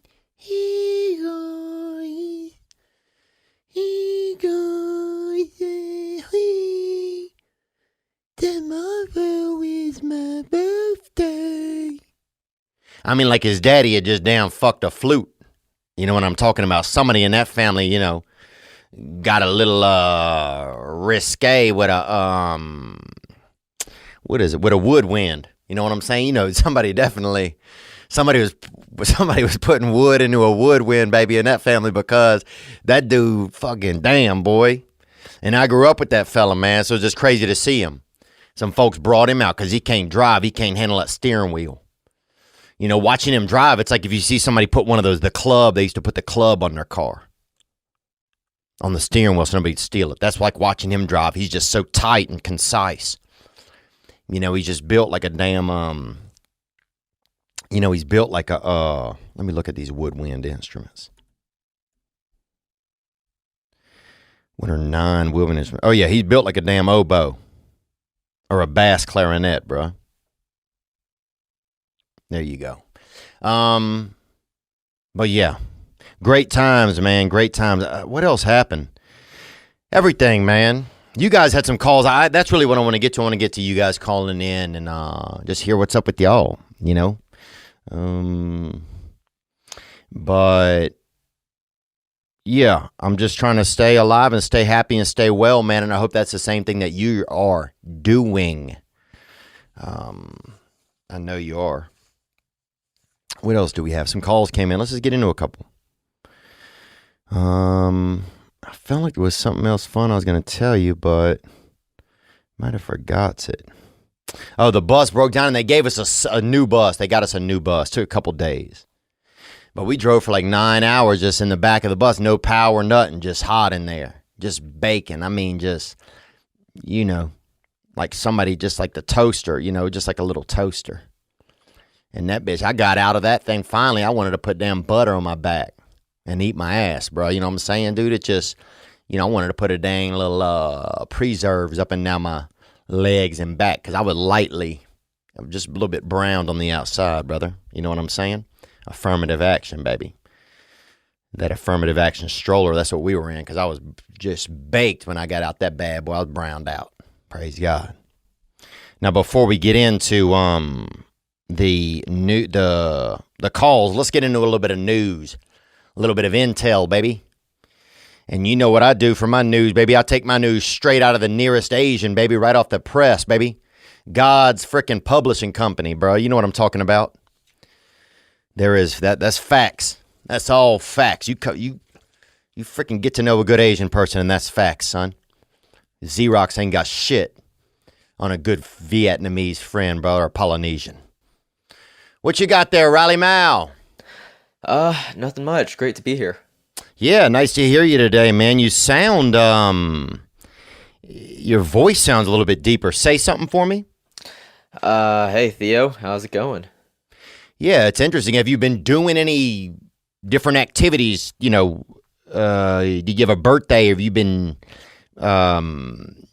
eating anything that would make you sound strong, or doing anything like that manly stuff? You've been watching any fights or westerns, anything going like that in your world? I've been drinking lots of protein powder, eating lots of protein. Oh, really? Yeah. Oh, wow. And what's got you doing that?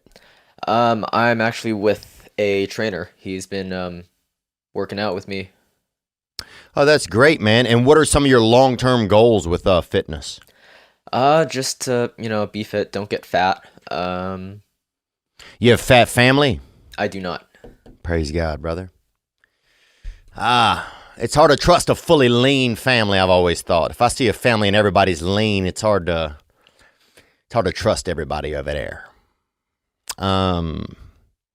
What else is going on with you, man? You feeling good?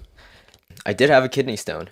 You did? I did. Wow. And what do you think it was caused by? Damn, baby, that's the Lord's fruity pebble, dog, and you had that bitch, huh? Yeah, I have no idea. I'm supposed to find out from the doctor in a little bit. And how big was it? They let you keep it? No, they didn't let me keep it, but I caught it, and it's like very, very small. Wow. Like a pebble. And what did you do with it? You turned it in? Yes. Wow. Because I don't know if those are catch and release or not. I don't know what I don't know what they let you do there. I don't know what the, park rangers or whatever would do with that, but because I'd be damned, you get pulled over and you got 5 or 6 of those in your, in your car or whatever. Yeah, we had a buddy in high school. His dad had them. He took them one night at a party and drank 3 of them, and then he had to get them surgically removed out of his penis.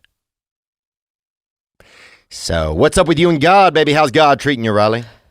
He's great. Isn't he? He is. He really is, man. Man, he has just all the silverware, brother. I know that. And when I just need something to pick me up, he's got a fork, a spoon. And when I need something to just just slice right into my damn heart, he's got a knife. Praise God, brother. In the news, what do we got there, Riley? Anything happening in the news? Let's see. A Disney worker ruined a proposal. Oh, really? Let me see. Do we have a video? Is that here? Yes. Let me look at this.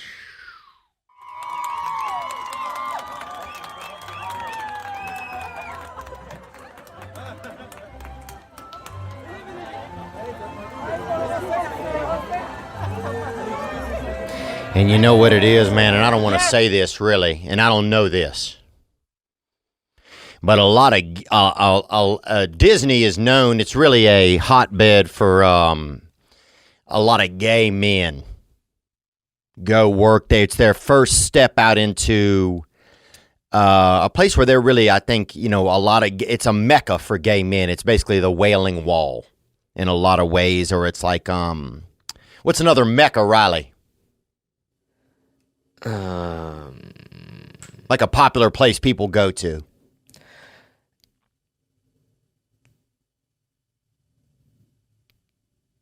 Build-A-Bear. No, that's like a popular place that people go to, like a national monument or something. All right, thank you for the help, brother. It's it's like a Disneyland has long been a hotbed for. It's kind of a homoerotic sort of a halfway house for young gay men, I believe. Have you ever heard this, Riley? I have. And there you go. And so I don't know what this is. Maybe this guy doesn't believe in opposite sex marriage or something. I don't know.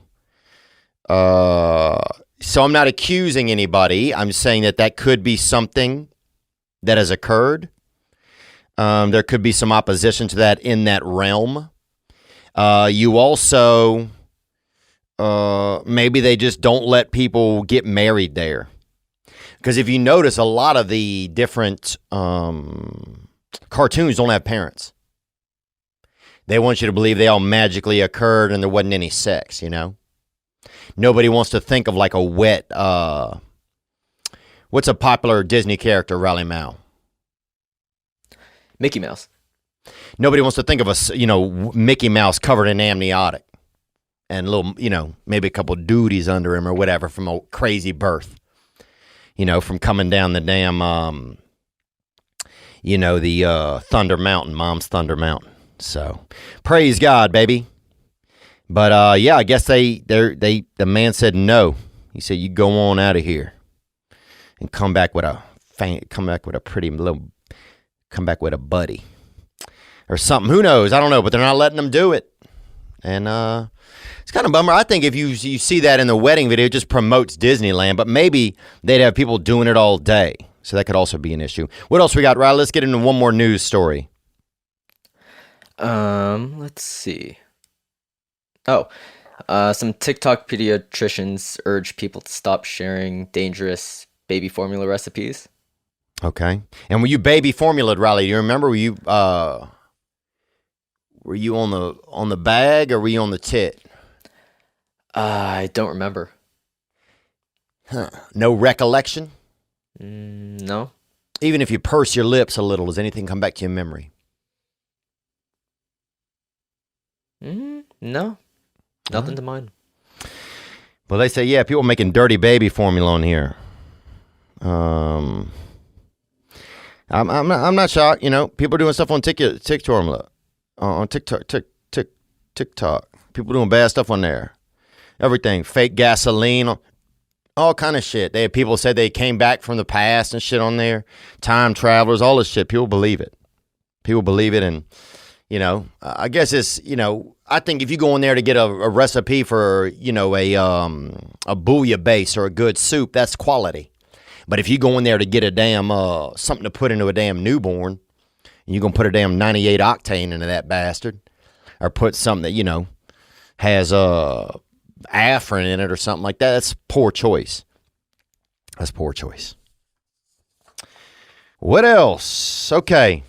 Let's do a couple more ads and we'll get into some calls, man. We had some great ones from you guys. Mud Water, I want to let you know, is a coffee alternative with 4 adaptogenic mushrooms and Ayurvedic herbs with 1/7 the caffeine as a cup of coffee. You get energy without the anxiety, jitters, or crash of coffee. Now, a lot of people don't want to do something new in this realm, but you don't realize that coffee sometimes can actually, there's so much rattling in it that it can hurt you. Each ingredient was added for a purpose. Cacao and chai for mood and a microdose of caffeine. Lion's mane for alertness. Cordyceps to help support physical performance. Chaga and reishi to support your immune system. Turmeric for soreness. And cinnamon for antioxidants. And man, let me just tell you, there's a comfort when you take this that you feel like you have more of a control over what's going in you than just dousing yourself with that dirty frickin', just that primate-ish coffee. So, you'll enjoy it. You can add some honey if you want. You can add a little bit of nut milk if you want. And look, get that out of whatever nuts you want, baby. That's God's plan. Mud is Whole30 approved, 100% USDA organic, non-GMO, gluten-free, vegan, and kosher. Go to mudwater, mudwtr.com/Theo to support the show and use code Theo for 15% off. That's right. Go to mudwtr.com/Theo and use code Theo for 15% off. It can be hard sometimes to see the light at the end of the tunnel. It really can. You stand you're in the dark and you don't even know it. And that's what happens a lot of times with high interest debt and high interest credit card debt. I had a card I was paying on for a while. I didn't even realize I was spending about an extra $70 a month. It took me about a year and a half to realize, like, dang, man, I could have been saving. But I didn't know. Can't be too hard on myself. Upstart powered personal loans can help you pay down high interest debt all online with simple and easy to understand payment terms. They've helped over 1.8 million. Upstart has helped over 1.8 million customers on their path to financial freedom. That's right. Upstart knows you're more than just your credit score. So rather than looking at your credit score alone, Upstart's model considers other factors like your income, employment, and other information provided in your loan application to find you a smarter rate for your loan. That's amazing. You can check your rate in minutes for loans between $1,000 to $50,000. Don't wait and check your rate today at upstart.com/Theo. That's upstart.com/THEO to check your rate today. Don't forget to use our URL to let them know we sent you. Loan amounts determined based on your credit, income, and certain other information provided in your application. Go to upstart.com/Theo. All right, let's get into a couple calls here from you guys. Thank you. And as always, the hotline is 985-664-9503. Theo, it's Jonah from Seattle, Washington, man, and I just...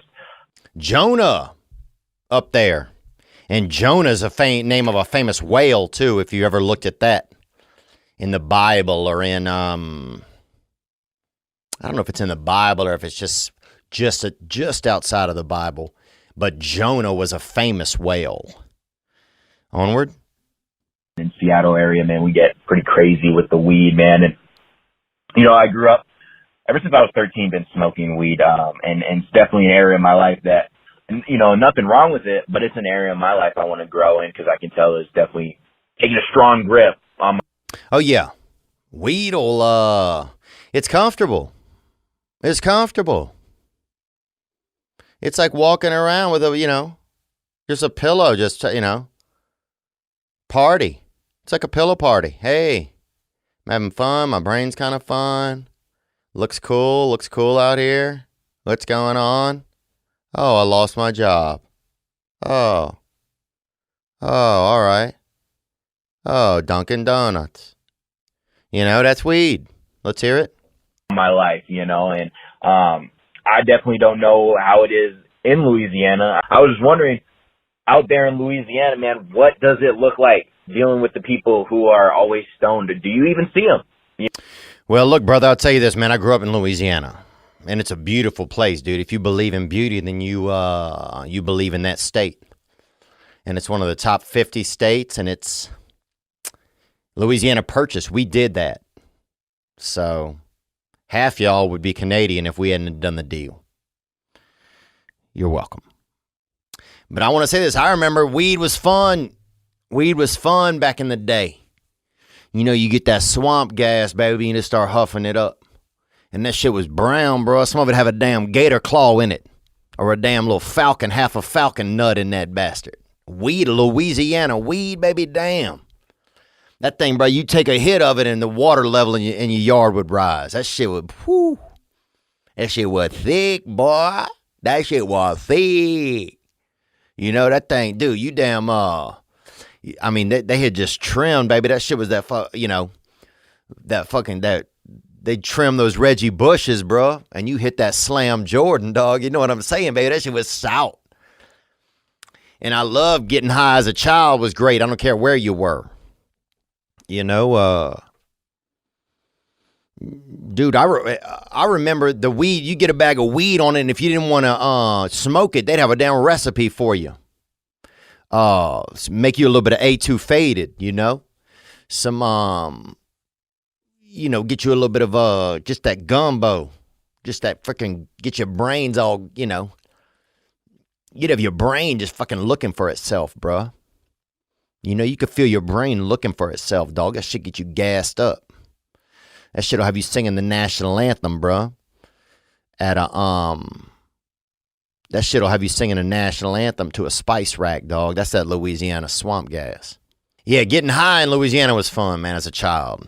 And getting high anywhere as a child is great. If you can do it then and do it well. And do it high.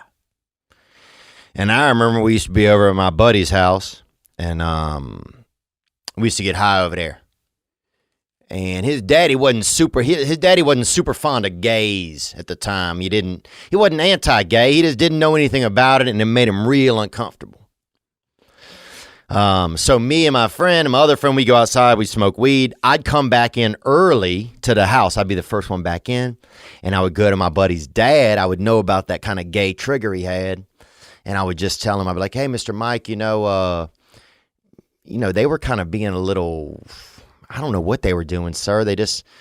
I saw them kind of like, when somebody took their shirt off for no reason outside. Some of the stuff was just made me uncomfortable, right? So then my two buddies would come back into the house stoned out the gills, baby. I mean, just fucking fish food, and baby, they wasn't doing well. And now suddenly my buddy's dad is grilling them about being gay, and they don't know that I told the dad the stuff. So I used to love that kind of shit, man. Creating ambiance, that,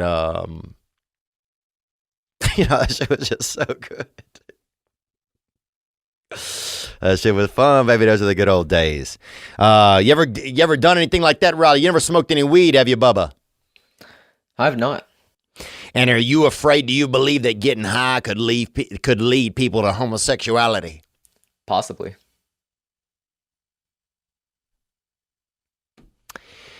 I mean, there was a lot of drug induced gay activity when I was young, but that was higher octane drugs. You're looking at methamphetamines, you're looking at stuff like that. But low grade branch dope, I don't know if that would get somebody all the way to the, onto another fellow's peg or sweat wallet, if it's women. Let's hear more. Let's get another call that came in, man. Theo, this is Josh from Australia. My topic is nipple piercings. I've just recently started dating this girl, and she's got 2 nipple piercings. I don't really know what to think about it. I haven't read too much into it, but I also want to know what your thoughts are and the listeners' thoughts on chicks or dudes with nipple piercings. Like, what does that say about someone? Look, man, I think it says, for one, that they got no excuse not to have a spare house key on them. That is for sure. They should be able to usually get one extra hanging on there, so that's not a bad deal at all. Never get locked out. Oh. That nipple piercing, I think it definitely seems sexy on a woman. When you think she's got nails right through her tits, that's really, there's something erotic and almost biblical about it, because they put God on the cross, baby. So everybody kind of has had their moment in the, in the metal sun, if you will. So I don't think it's insane to want to get pierced up and put holes in your body or something like that. And I think if a woman got it, I actually made love to a woman recently, and she had some piercings on her. She had them hooters really, she'd taken them hooters to damn Home Depot, baby. You know what I'm saying? She had some real, metallurgy done on those things. I mean, there could have been a welder hanging off the bottom of one of them bitches, baby. She had them things. She had some real, one of them had a damn door knocker on it. That thing was hello. So yeah, I like them. And on men, I think it's crazy. I remember one time I was doing a tour somewhere in Africa, with British military, I think. And a fella in there, he pulled out his wiener and he had a big piercing on it. And it looked insane, bro. And I think the guy was, you know what I'm saying? I think the guy had smoked a little too much weed, if you know what I'm saying, bro. You know what I'm talking about. So, praise God, brother. What else, man? We'll do 1 or 2 more calls here. I appreciate you guys, as always, hitting the hotline, 985-664-9503. Here we go. Okay, hear me out. I've been watching your podcast for a while now, and how would you take this, or I don't even know how to word it. I don't know what to do. I fucked my best friend's mom, and she won't leave me alone now. And now I don't know what to do about it. So, well, I think it's a question of what kind of friend are you, brother? if you made love to your buddy's mother, of course she's going to like you. Because if it's your best friend, he likes you. You're best friends. So you're just, he came out of her, so you're going back to the front porch of his creation and hanging out there. So yes, the mother's going to like you. The kid likes you. Your buddy likes you. So I think you got to just hit for the cycle, dude, and be a damn stepdad, brother. Step up to the plate. Who else are you going to date? You're going to date somebody across town? Somebody that's working over there at the Dunkin' Donuts at the drive-thru or something? Somebody that's, some weird person that when they go to a restaurant, they like fill their hand up with like salt or sugar and dip their finger in it while they're waiting to eat dinner and lick it and then lick the salt or sugar off. Who are you going to date? Somebody like that? Or are you going to date your best friend's mom and go in there and be a champion, not only for her, but for your friend? Imagine that. Imagine one day you sit down with your buddy and you say, hey, man, I love you so much as a friend that I'm going to take care of your mother for the rest of her life. When you come over, I'm going to grill for you. I'm going to get angry at you. I'm going to fucking try and make you rake the yard. And I'm going to fist fight you in your mother and I's own yard. What do you want? And what does God want? Thank you guys so much for the calls, man. I love you guys, man. All right.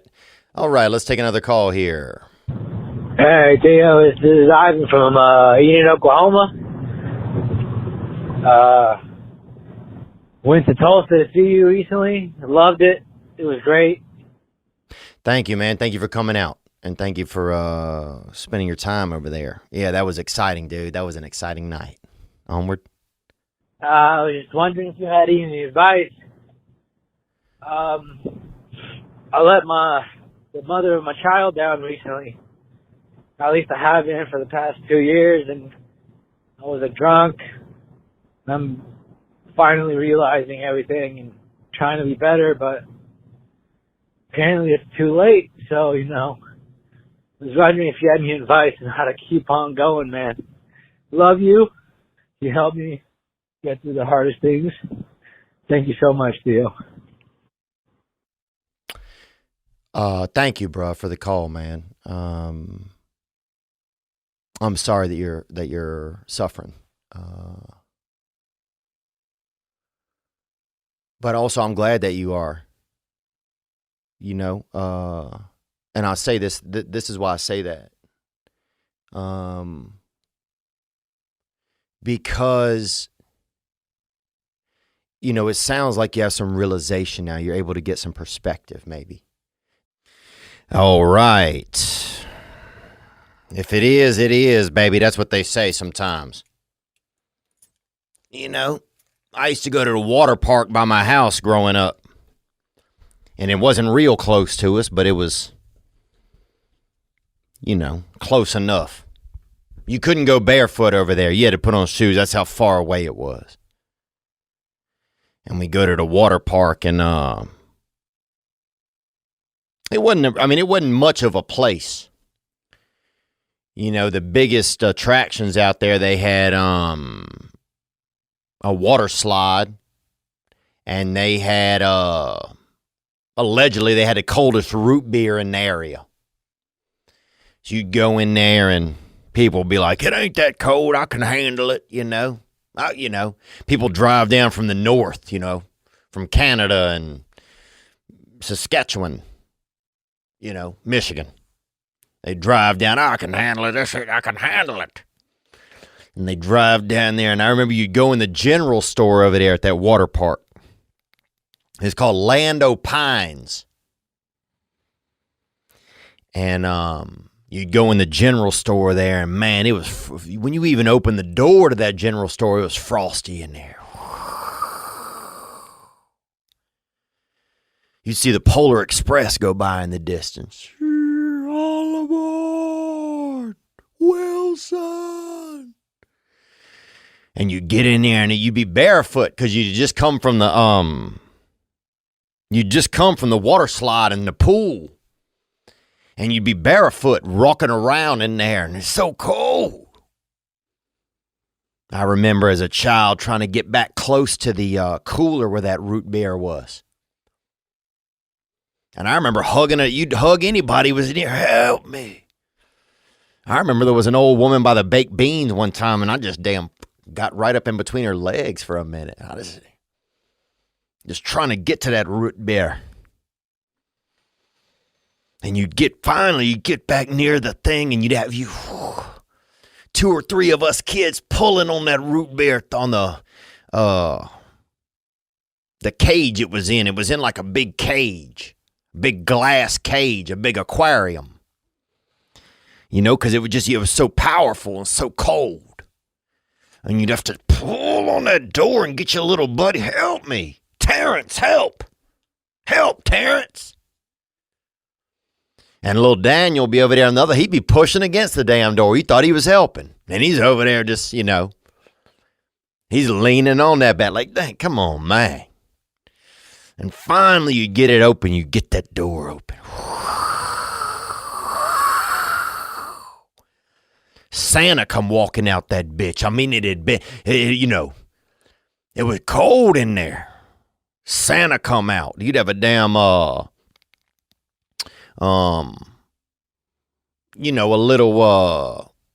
damn penguin come walking out that bitch. And he'd been in there looking at pornography. And you're like, damn, how can he even touch himself? He just got them two rudders on him. He don't even he can't grip nothing. But he was doing it anyway. You could see the shame on his face. But you get the glass door open and all these root bears would be sitting there. You could barely see, it was so cold.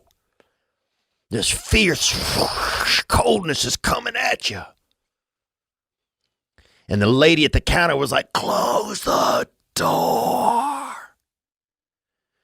And you grab one, dude. It took all the energy you had inside you just to grab one and lock onto that can. And at that moment, you damned the makers of the root beer. Because why they put it in this cold, the can is cold. And then you bounce that thing all the way up to the register, you and your friend, tossing it to each other. You set it on the desk, on the counter. And that lady would be like, 65 cents.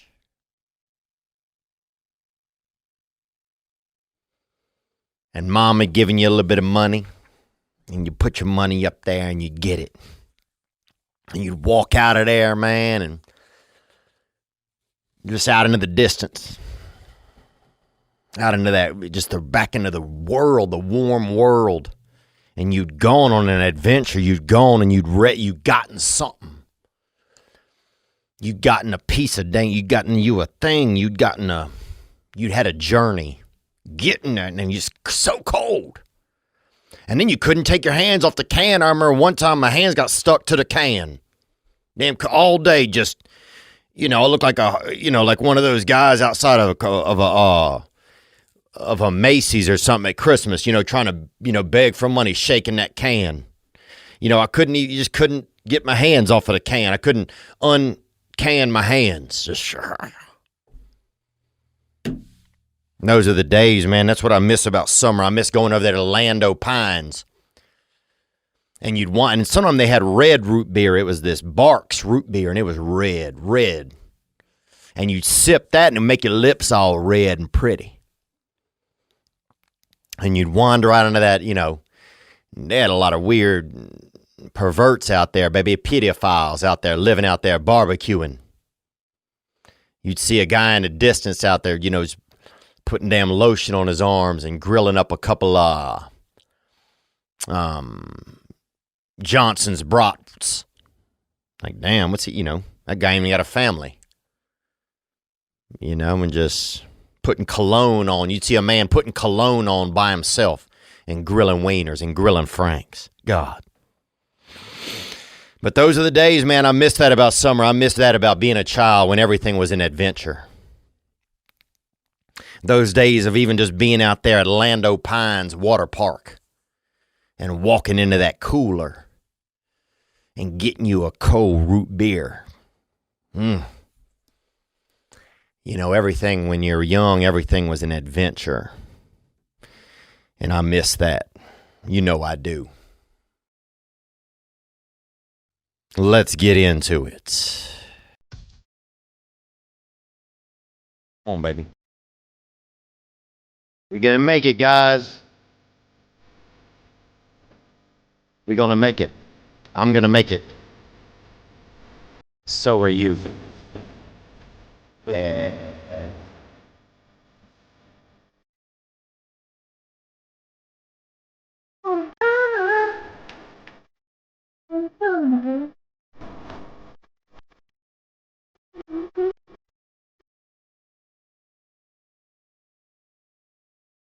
Eddie 9-volt.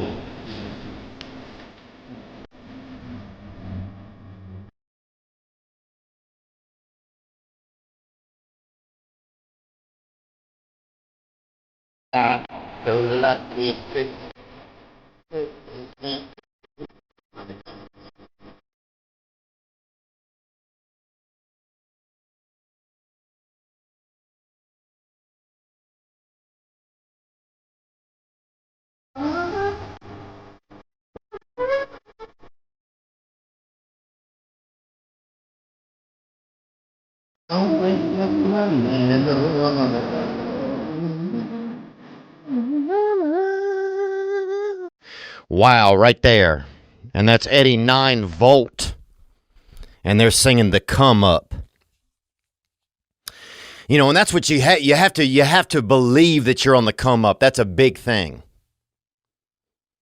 Believing that there's something, that you are on a forward turn. That your projection overall is upward. You got to believe that. You got to believe that. I hope you do. If you're feeling like you don't, I hope you're able to just to remodel that. And don't listen to yourself for a second and listen to me. And let me tell you that you are on the come up. You are. You are, and whatever you're going through or dealing with or been dealt with, you know, you playing blackjack with the devil, baby. That's a life is just you sitting right there. Hit me, hit me, hit me. You know? And then bust. Damn. You know, it's just, so whatever you've been dealt or whatever you're dealing with, just slow the game down. Look for the waitress, order a water. You're going to be fine. You're going to be fine. Man, I got to go see Hank Williams Jr. last night. Out here in the Central East, baby. And if you haven't seen this man, you know, Thunderhead, baby, you know what I'm talking about. This man, he's a real rostabout, you know, he's like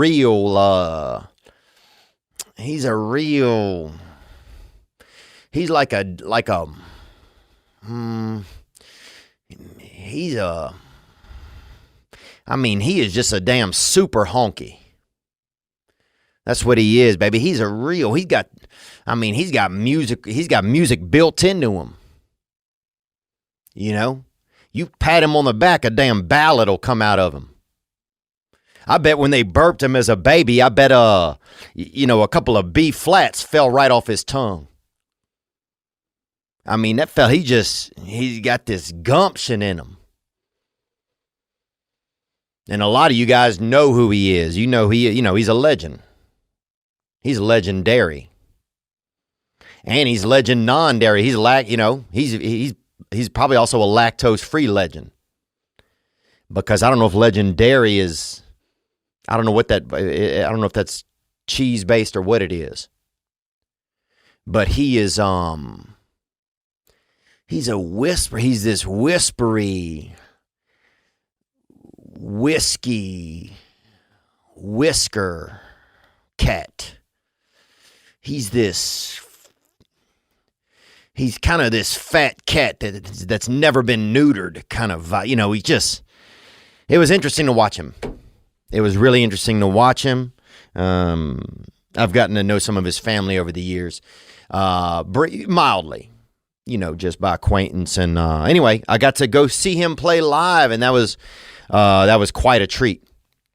Him and Dan Auerbach from the Black Keys were over there, and a lot of other beautiful women and men, I think.